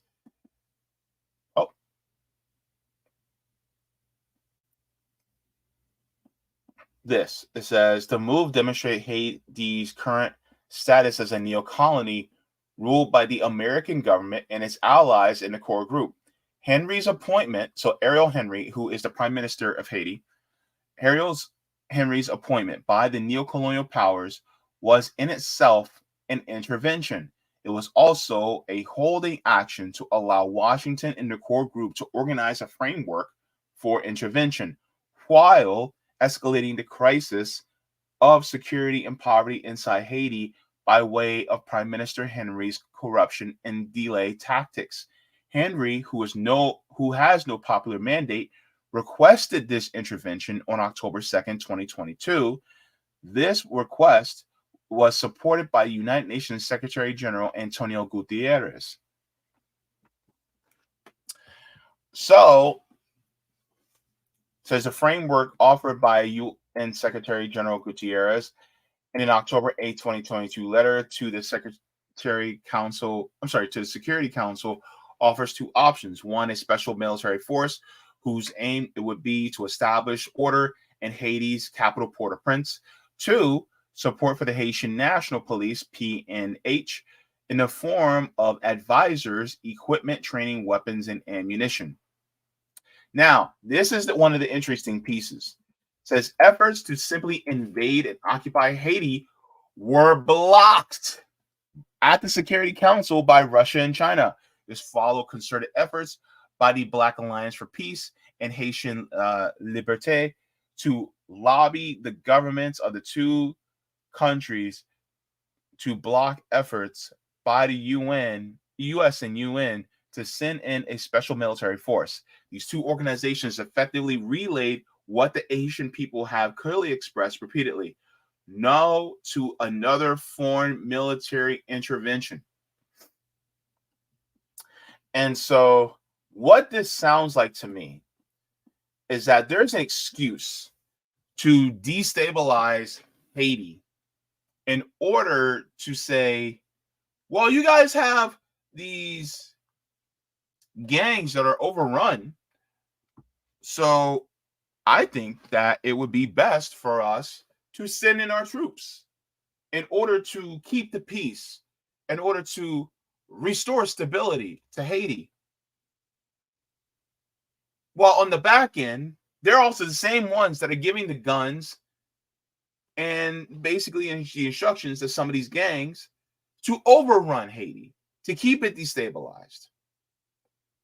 Now, keeping an area, a country like Haiti, destabilized is really good for the empire in order to keep and maintain control of it.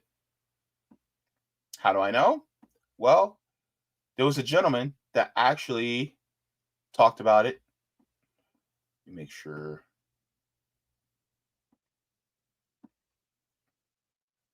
Okay. Make sure I have it up. Let me share this with you guys. Now, I shared this in regards to Congo, but this also applies here as well. It says Rwanda and the DRC, domestic matter, but the bigger picture and the root cause is about their rich minerals. Is this about money, Kambale? It is about resources. And so let's get into this, because it is definitely about resources. What's going on in Haiti is not an isolated incident, because this happens all over the world whenever the United States and the West try to intervene in any country. So this is definitely true of Haiti.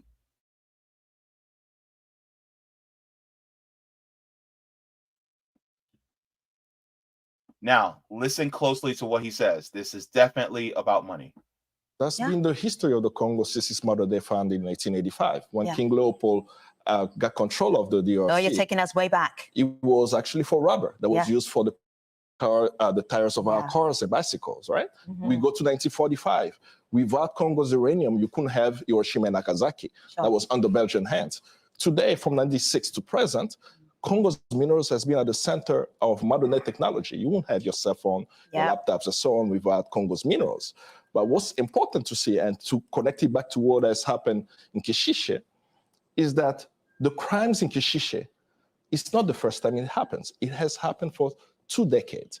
In 1998, massacres documented by UN group of experts, Roberto Garreton, where 200,000 civilians presumably were killed or disappeared. Happened. So naively, as you're going to list atrocities for us, why kill civilians? It's a tactic. This is the crux. This is the main piece that I want to highlight. Why are they doing this to civilians? So,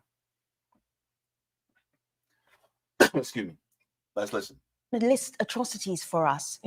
Why kill civilians? It's a tactic of displacement. Whenever you are massacring civilians in public, raping women in public, those things are to terrorize the population. When it happens in your community, tomorrow you are not going to be in the same area because you are afraid. We have mass displacement, over 5 million in some estimates, from 2 to 5 million internally displaced Congolese. But after a few days, few months, a few years, you are seeing development of mining concessions in those areas. Oh, because you clear the people out? Not only mining concessions, you also have dispossession of land where population are taking over the land. But for that to end, and that's where, at least for Sarah, where we are standing is, until there is justice, there cannot be peace. So we are signing peace agreement with people who committed a crime yesterday. CNDP massacre civilians in Kiwanja, rape women in Kiwanja in 2008. So that's the point. When you keep an area destabilized, you force dispossession of the land. In this case, the part of Haiti that is, you know, dare I say, paradise-like? Like, Haiti, especially in its rural parts, is beautiful like Hawaii. I don't know about you, but when you see the resources that's in Haiti and you see, actually, let me go there, because there are natural resources in Haiti that a lot of people don't talk about. And also, Haiti's basically like a paradise island.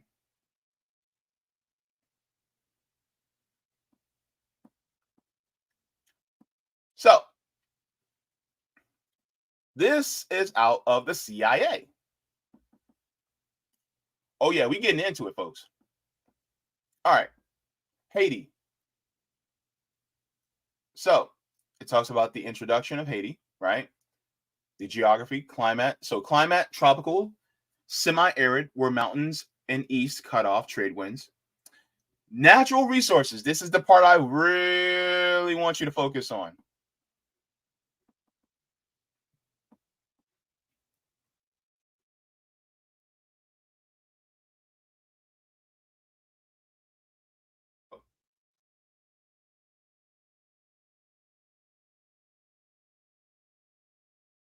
Natural resources: bauxite, copper, calcium carbonate, gold, marble, hydropower, arable land.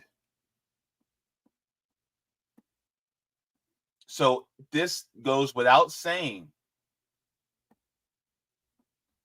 that Haiti is rich in resources.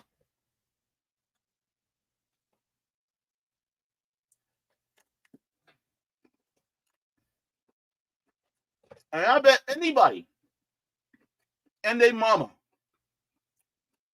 that the United States and the West are doing this particularly. Sorry, I'm hungry.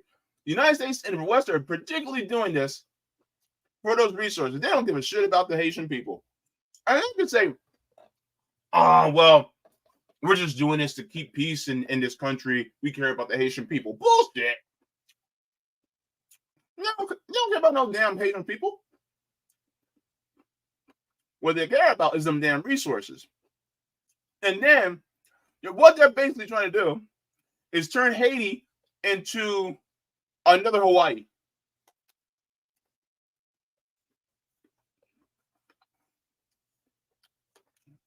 Hear me now and quote me later. That's what they're doing. They're trying to turn Haiti into another Hawaii, into another Guam, into another Puerto Rico, into another Cuba pre-revolution. That's what they're trying to do. But they want them resources. They want that arable land. They want that tropical, beautiful paradise. But then they also want to do what they did, what France did to them. Place them back into slavery. Even if it's not necessarily quote unquote chattel slavery, wage slavery, that works for them too.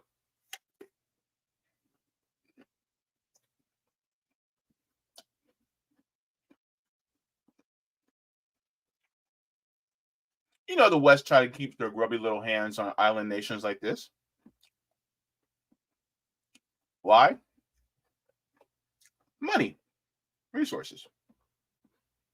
It's always that way.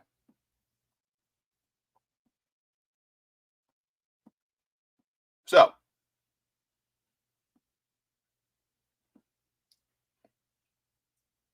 when you have a gang that's destabilizing the region and keeps people in fear, you can take hold of the natural resources more easily because the people can't come together to make proper demands of vital industries and wield their government in a way that would benefit the majority. Can't do it. And so this is why they're so willing, so eager to make it so that, oh, well, these gangs, which it feels artificial to me, are overrunning the country, when in reality, the people don't want these gangs.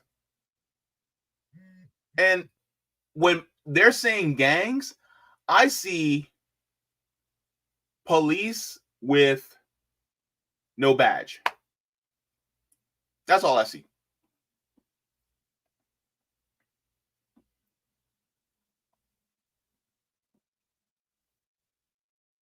Now, let me share this.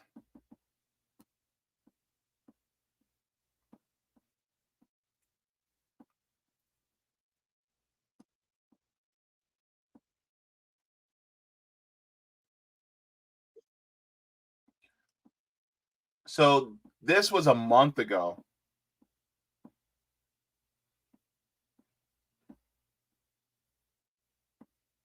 And let's get into this. So this says new occupation force. Haitians denounce UN vote to deploy U.S.-backed Kenyan-led Kenyan-led troops. Security Council voted Monday to deploy a U.S.-backed Kenyan-led multinational armed force to Haiti as the island nation combats worsening gang violence. The intervention, which came at the repeated request of Haiti's unelected Prime Minister, Ariel Henry, marks the first deployment of international security forces to Haiti in nearly 20 years. The proposal received 13. Yes, you guys heard that right. Ariel Henry is unelected. All right, just wanted to put that out. Let's go ahead. Let's continue. Votes in favor, with Russia and China abstaining. The resolution was drafted by the United States and Ecuador, allowing foreign troops to remain in Haiti for 1 year with a review after 9 months. The Biden administration pledged at least $100 million to fund the operation. This is the U.S. Deputy Ambassador to the United Nations, Jeffrey De Laurentiis. This mission comes at the request of the Haitian government and Haitian civil society to address the insecurity and dire humanitarian crisis the country has faced for far too long. The deployment of this mission will help to support Haiti's critical near-term needs and to foster the security conditions necessary for the country to advance long-term stability. Kenya had previously offered to contribute 1,000 police officers. The Bahamas, Jamaica, and Antigua and Barbuda have also vowed to send forces. Many Haitians have opposed the move due to the disastrous history of UN, U.S., and foreign interventions in Haiti. Nearly 20 years ago, the U.S. led a coup to oust Haiti's democratically elected president, Jean-Bertrand Aristide. More recently, a UN mission left behind an outbreak of cholera that killed some 10,000 people in Haiti. UN officials were also accused of widespread sexual violence, including the abuse of children. Amnesty International has voiced concerns about the intervention, and Kenyan-led armed forces recently citing Kenya's continued unlawful use of force against protesters. Meanwhile, peace activists have denounced the move as a U.S.-led invasion. In 2021, the U.S. Special Envoy to Haiti resigned to protest the Biden administration's policies in Haiti. In his resignation letter, the longtime diplomat Daniel Foote wrote, "What our Haitian friends really want and need is the opportunity to chart their own course without international puppeteering and favored candidates, but with genuine support for that course." So here's the point.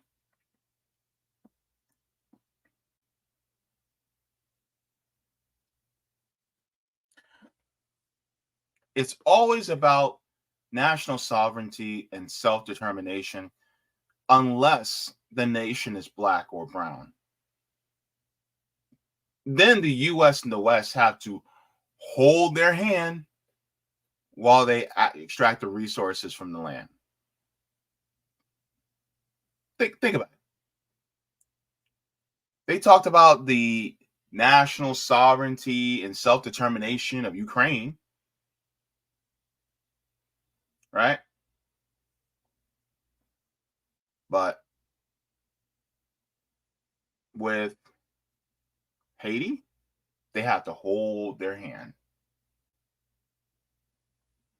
And then on top of it, well, you guys get democratically elect somebody that the United States doesn't like. Well, you got to get them out of there because it doesn't serve U.S. interests. But if I'm a Haitian person in Haiti, why in the hell do I care about U.S. interests if I'm in Haiti? I don't. And yet, the United States can come in and lead a coup and replace the person who I democratically voted for? That is foreign national totalitarianism. Dictating to us who we should have as our chief representative for our country. Instead of saying, well, this is who the Haitian people wanted, this is who they democratically voted for, that's them. They don't like that. Because ultimately, it does not benefit United States interests. And when you say United States interests, you have to bring it all the way back to the money. It's always the commercial corporate interests of the corporations within the United States that use the U.S. government as a tool in order to dominate over peoples in the world. Ultimately, that's what it is.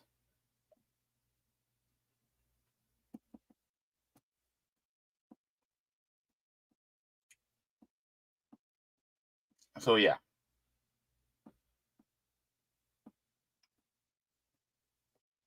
Now, I'm going to share this too. Because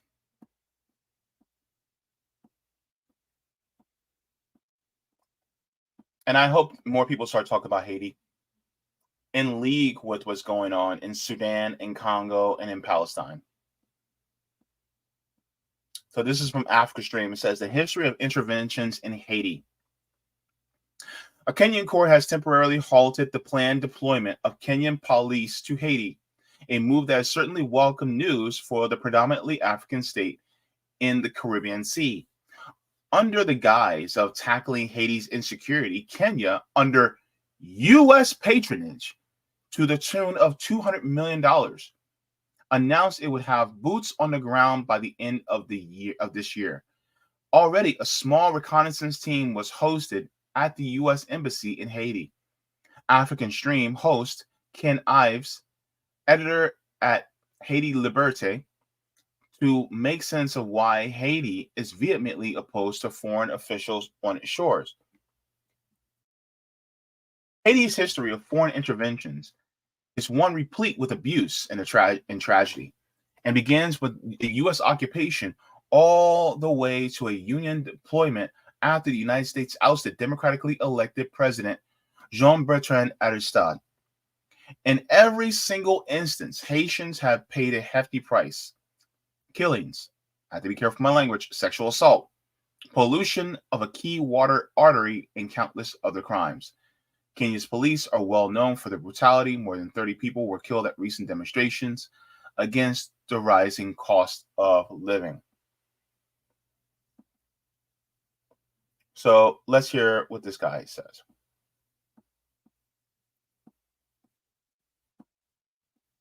The first intervention from 1915 to 1934, which was U.S. Marines, was terribly oppressive and deadly. In fact, a lot of the tactics that were used in Vietnam were pioneered in Haiti: strategic hamlets, aerial bombings, etc.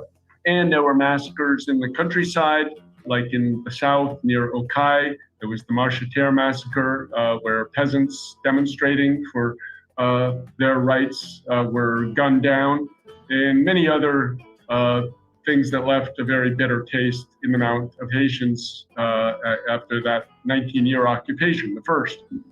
Then the occupations from 1994 to 2000, and the one from 2004 to, well, 2017 was when the minister left, and there was a 2-year period with a much smaller force, but also armed, policemen. They were aerial bombing these packed neighborhoods, shooting. We have it in the Haiti Liberté WikiLeaks stories we did after WikiLeaks gave us all the documents related to Haiti. I think it was 200,000 rounds, if I'm remembering correctly, or 100,000 rounds, 100,000 bullets were shot in this densely packed neighborhood, killing men, women, children. I mean, it was terrible atrocities, and these were carried out by Brazilians. And there was one general who came in for the Brazilians, and he said, "Oh, we shouldn't be doing this." The guy supposedly committed suicide on his. That's fishy. Guy supposedly committed suicide on his hotel veranda while he was reading a book. But again, in these WikiLeaks documents, the president of here in the Dominican Republic, Leonel Fernandez, said, no, he was shot. He was shot by a sniper. And I wrote an article for the Guardian newspaper, basically putting that out with the hypothesis that this general, whose name was de Cuellar, was killed because he was not ready to go and repress the masses who were resisting in the shanty towns. And one can only presume it was by the U.S. Forces who were behind the Brazilians. So all of this is to say that these occupations are terribly bloody affairs, and when they're not preying on young women and men too sometimes, when they're not massacring in neighborhoods, they are polluting. We know the story of cholera, where basically the Nepalese contingent up on the Central Plateau let their outhouses leak into the headwaters of Haiti's major river system, the Artibonite. And this ended up spreading to the entire island. They say 9,000 Haitians died. I think it was more on the order of probably 15 or 20,000, because a lot of people, didn't know what they died of. And this cholera epidemic sickened 1 million, I'll say. So this is the results of these occupations. both the first one, both the one in 94 and the one in 2004. Occupations are deadly. Just ask Palestine. That's what they bring. Death, destruction, disease. So it's not just on the other hemisphere that there is these illegal and horrible occupations that are affecting, let's say, the Palestinians, but also U.S. occupation, Canadian occupation that is affecting what's going on in this hemisphere, in Haiti. So this is why it is so important for us to keep Haiti in mind as well and what they're fighting against. Because at the end, it all comes down to imperialism. It all comes down to colonialism. It all comes down to trying to extract the resources out of places like Haiti and trying to displace the people who are there. It's the same thing they're trying to do in Palestine right now. Same thing they're doing right now in Congo, right? Sudan is a bit of a different animal. But right now what's going on in Congo, right? They're trying to displace the people, get mining done for coltan, and cobalt, as well as other different minerals that are there. A lot of these minerals that are in our phones and electronics. And so the ultimate goal is to keep the people poor, keep them desperate, keep them scared so that they don't rise up against the government. What do you think they do to you? What do you think they do to you?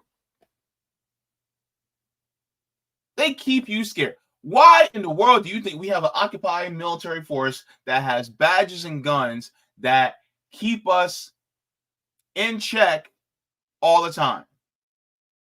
We could just be minding our business. Next thing you know, we get pulled over. And then some of us die. Because it's, if you get out of line, you know what's coming. George Floyd was an example. Sandra Bland, example. Hell, look at Rodney King was an example. To keep us saying, hey, if you get out of line, this is going to happen. Constantly keeping us gripped by fear of state-sponsored violence.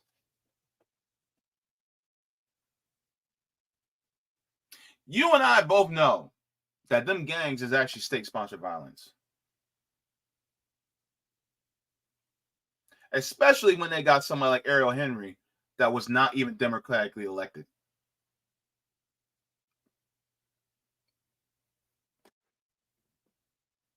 Reminds you of someplace? Living in America.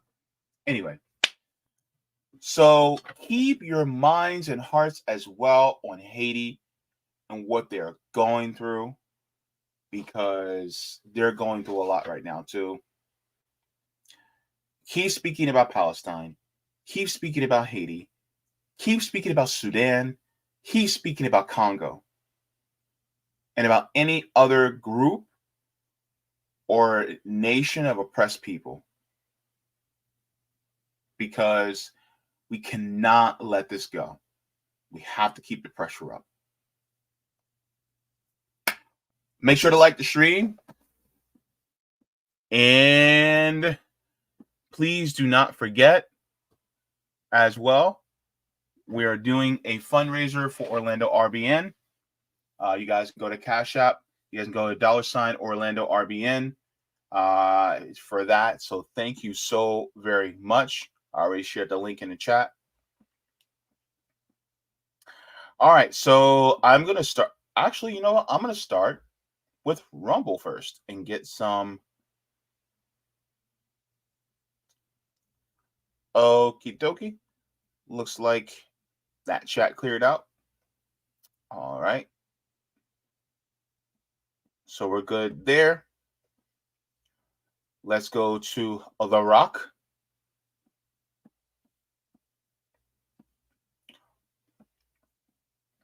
And then I'll go to the YouTube chat.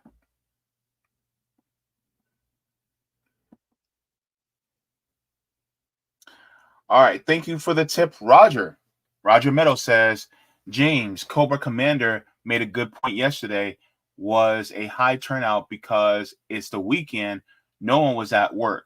Then again, neither was Congress. But then again, when are they ever at work? When are they ever at work?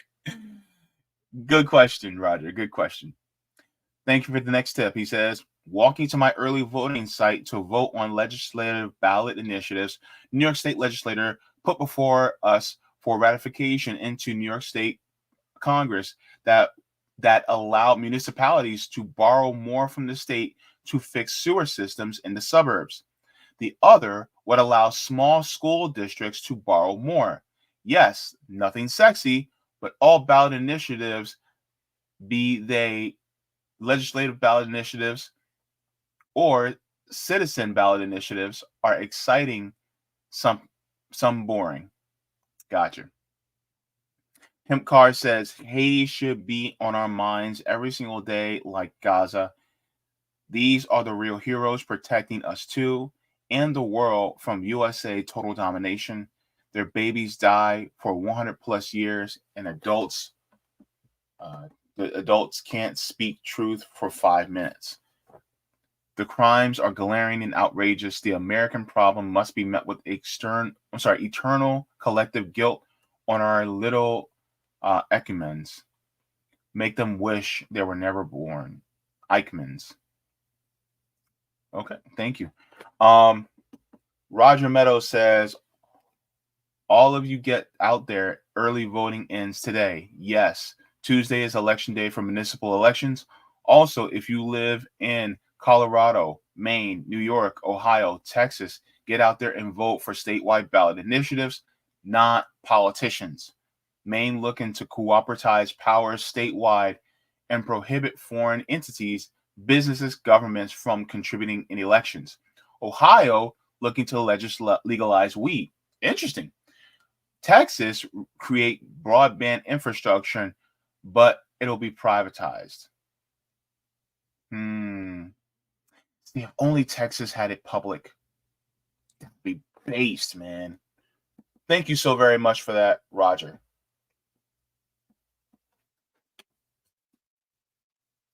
Let's go to the rest of the Chizat.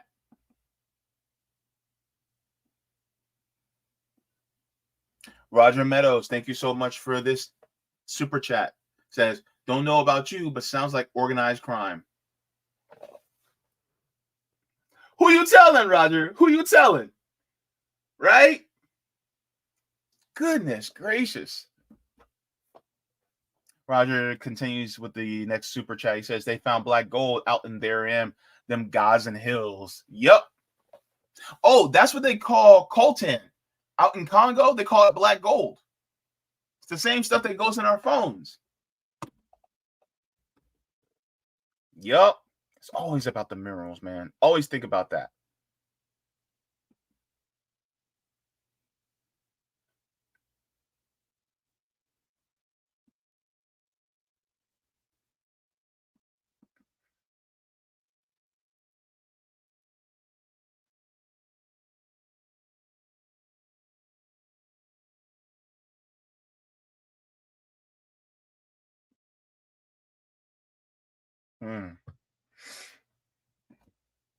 Yolanda says Eric Garner from New York was the original I Can't Breathe victim.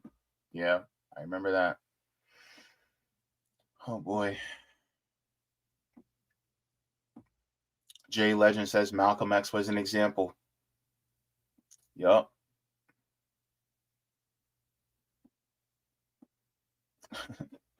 You guys might as well say the truth, future is free to planet. Yeah. I mean, especially the global south.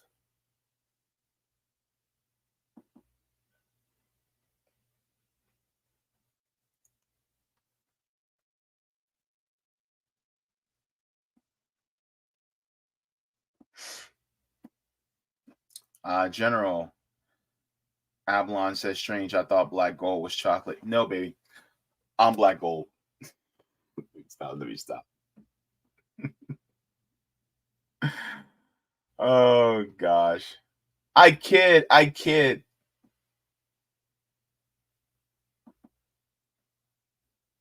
Hang on. All right. So I gotta get going because I am way over time, to be honest with you. But I just want to thank you guys for tuning in.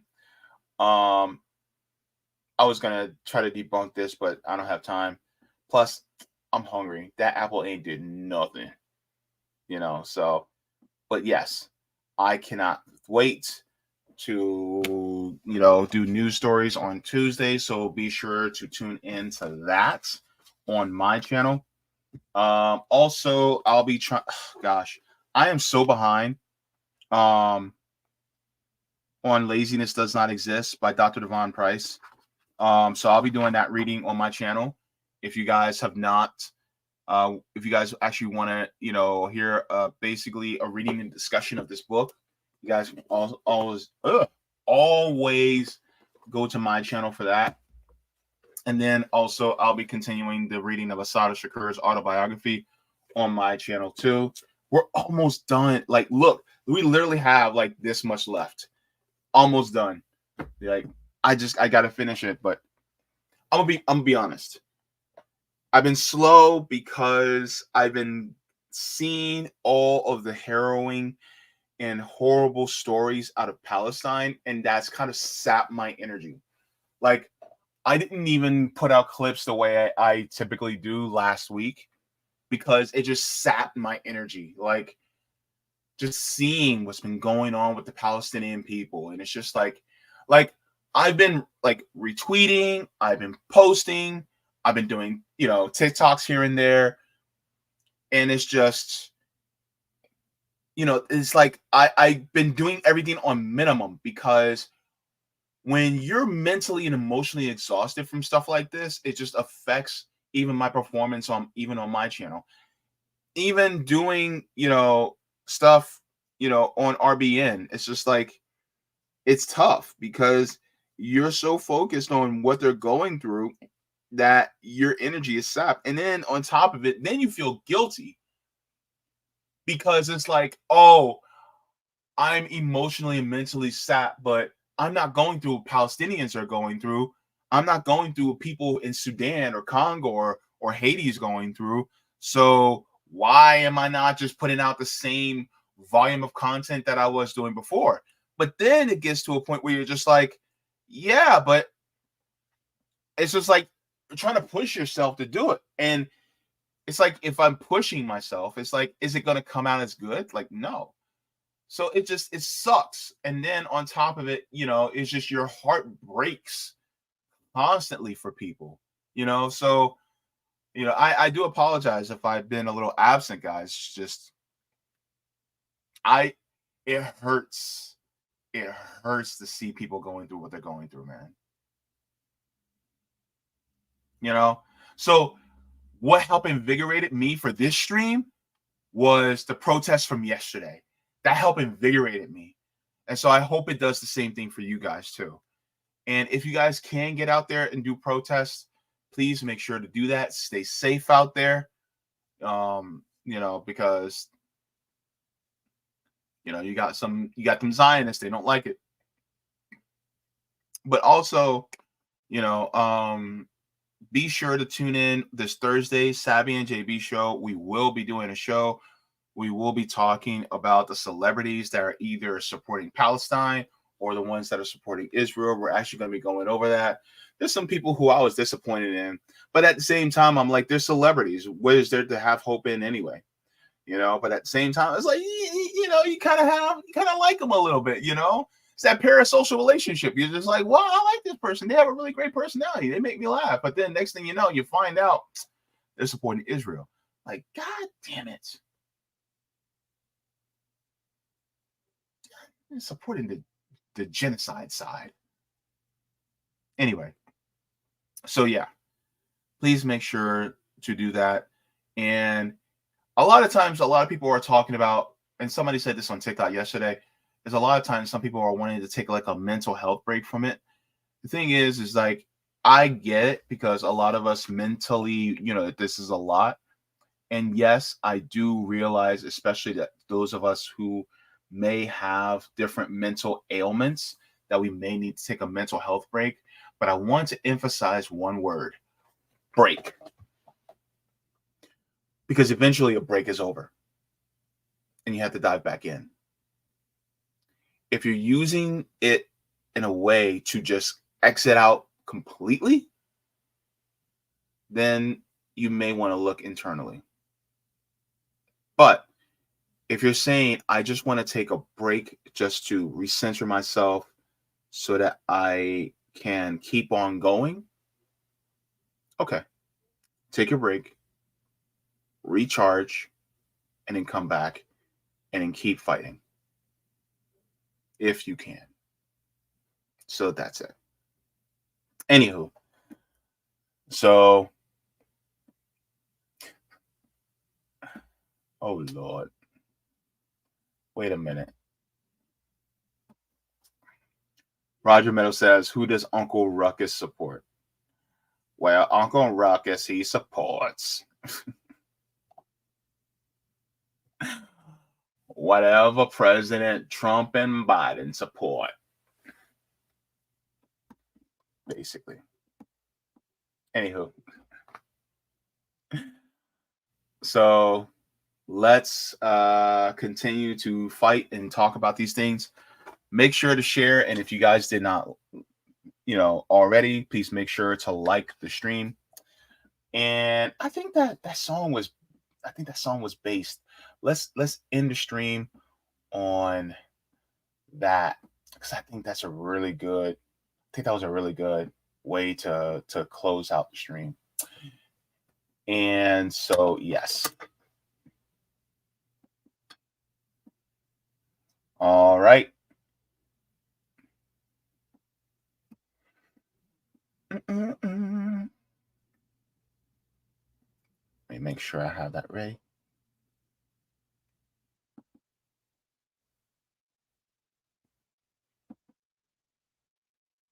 Yep.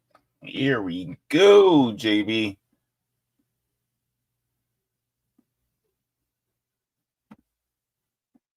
All right. So, yes. Love to everybody. Thank you so very much for tuning in. Like I always tell you guys, I tell you guys this on my channel. I tell you guys this here, okay? Water your plants, water yourselves. Leave the world better than you found it, right? This shirt's from my merch store, by the way. Smoke them if you got them, drink them if you got them. If you ain't got them, to watch something funny, because joy is revolutionary. Keep speaking out against all of these Zionist, imperialist, colonialist governments that commit atrocities around the world. Let's build relationships with each other. Let's build community with each other. And let's change the system so that everybody has a bright future to look forward to. All right. And mwah, forehead kisses to every single one of you. I'm heading out. I'll see y'all in the next one. So, let it ride. From the river to the sea, Palestine, it will be free. Oh, from the river to the sea, Palestine, it will be free. From the river to the sea, Palestine, it will be free. Oh, from the river to the sea, Palestine, it will be free. From the river to the sea, Palestine, it will be free. Oh, from the river to the sea. Palestine, it will be free. From the river to the sea.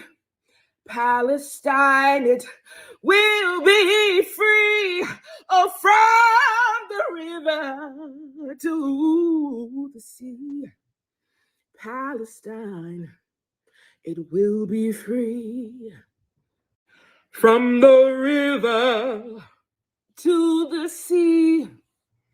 Palestine, it will be free.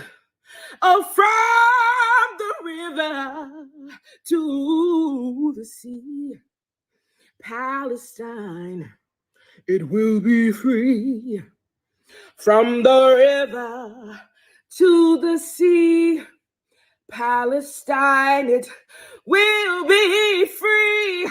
Oh, from the river to the sea. Palestine, it will be free. From the river to the sea. Palestine, it will be free. Oh, from the river to the sea. Palestine, it will be free. From the river to the sea. Palestine, it will be free.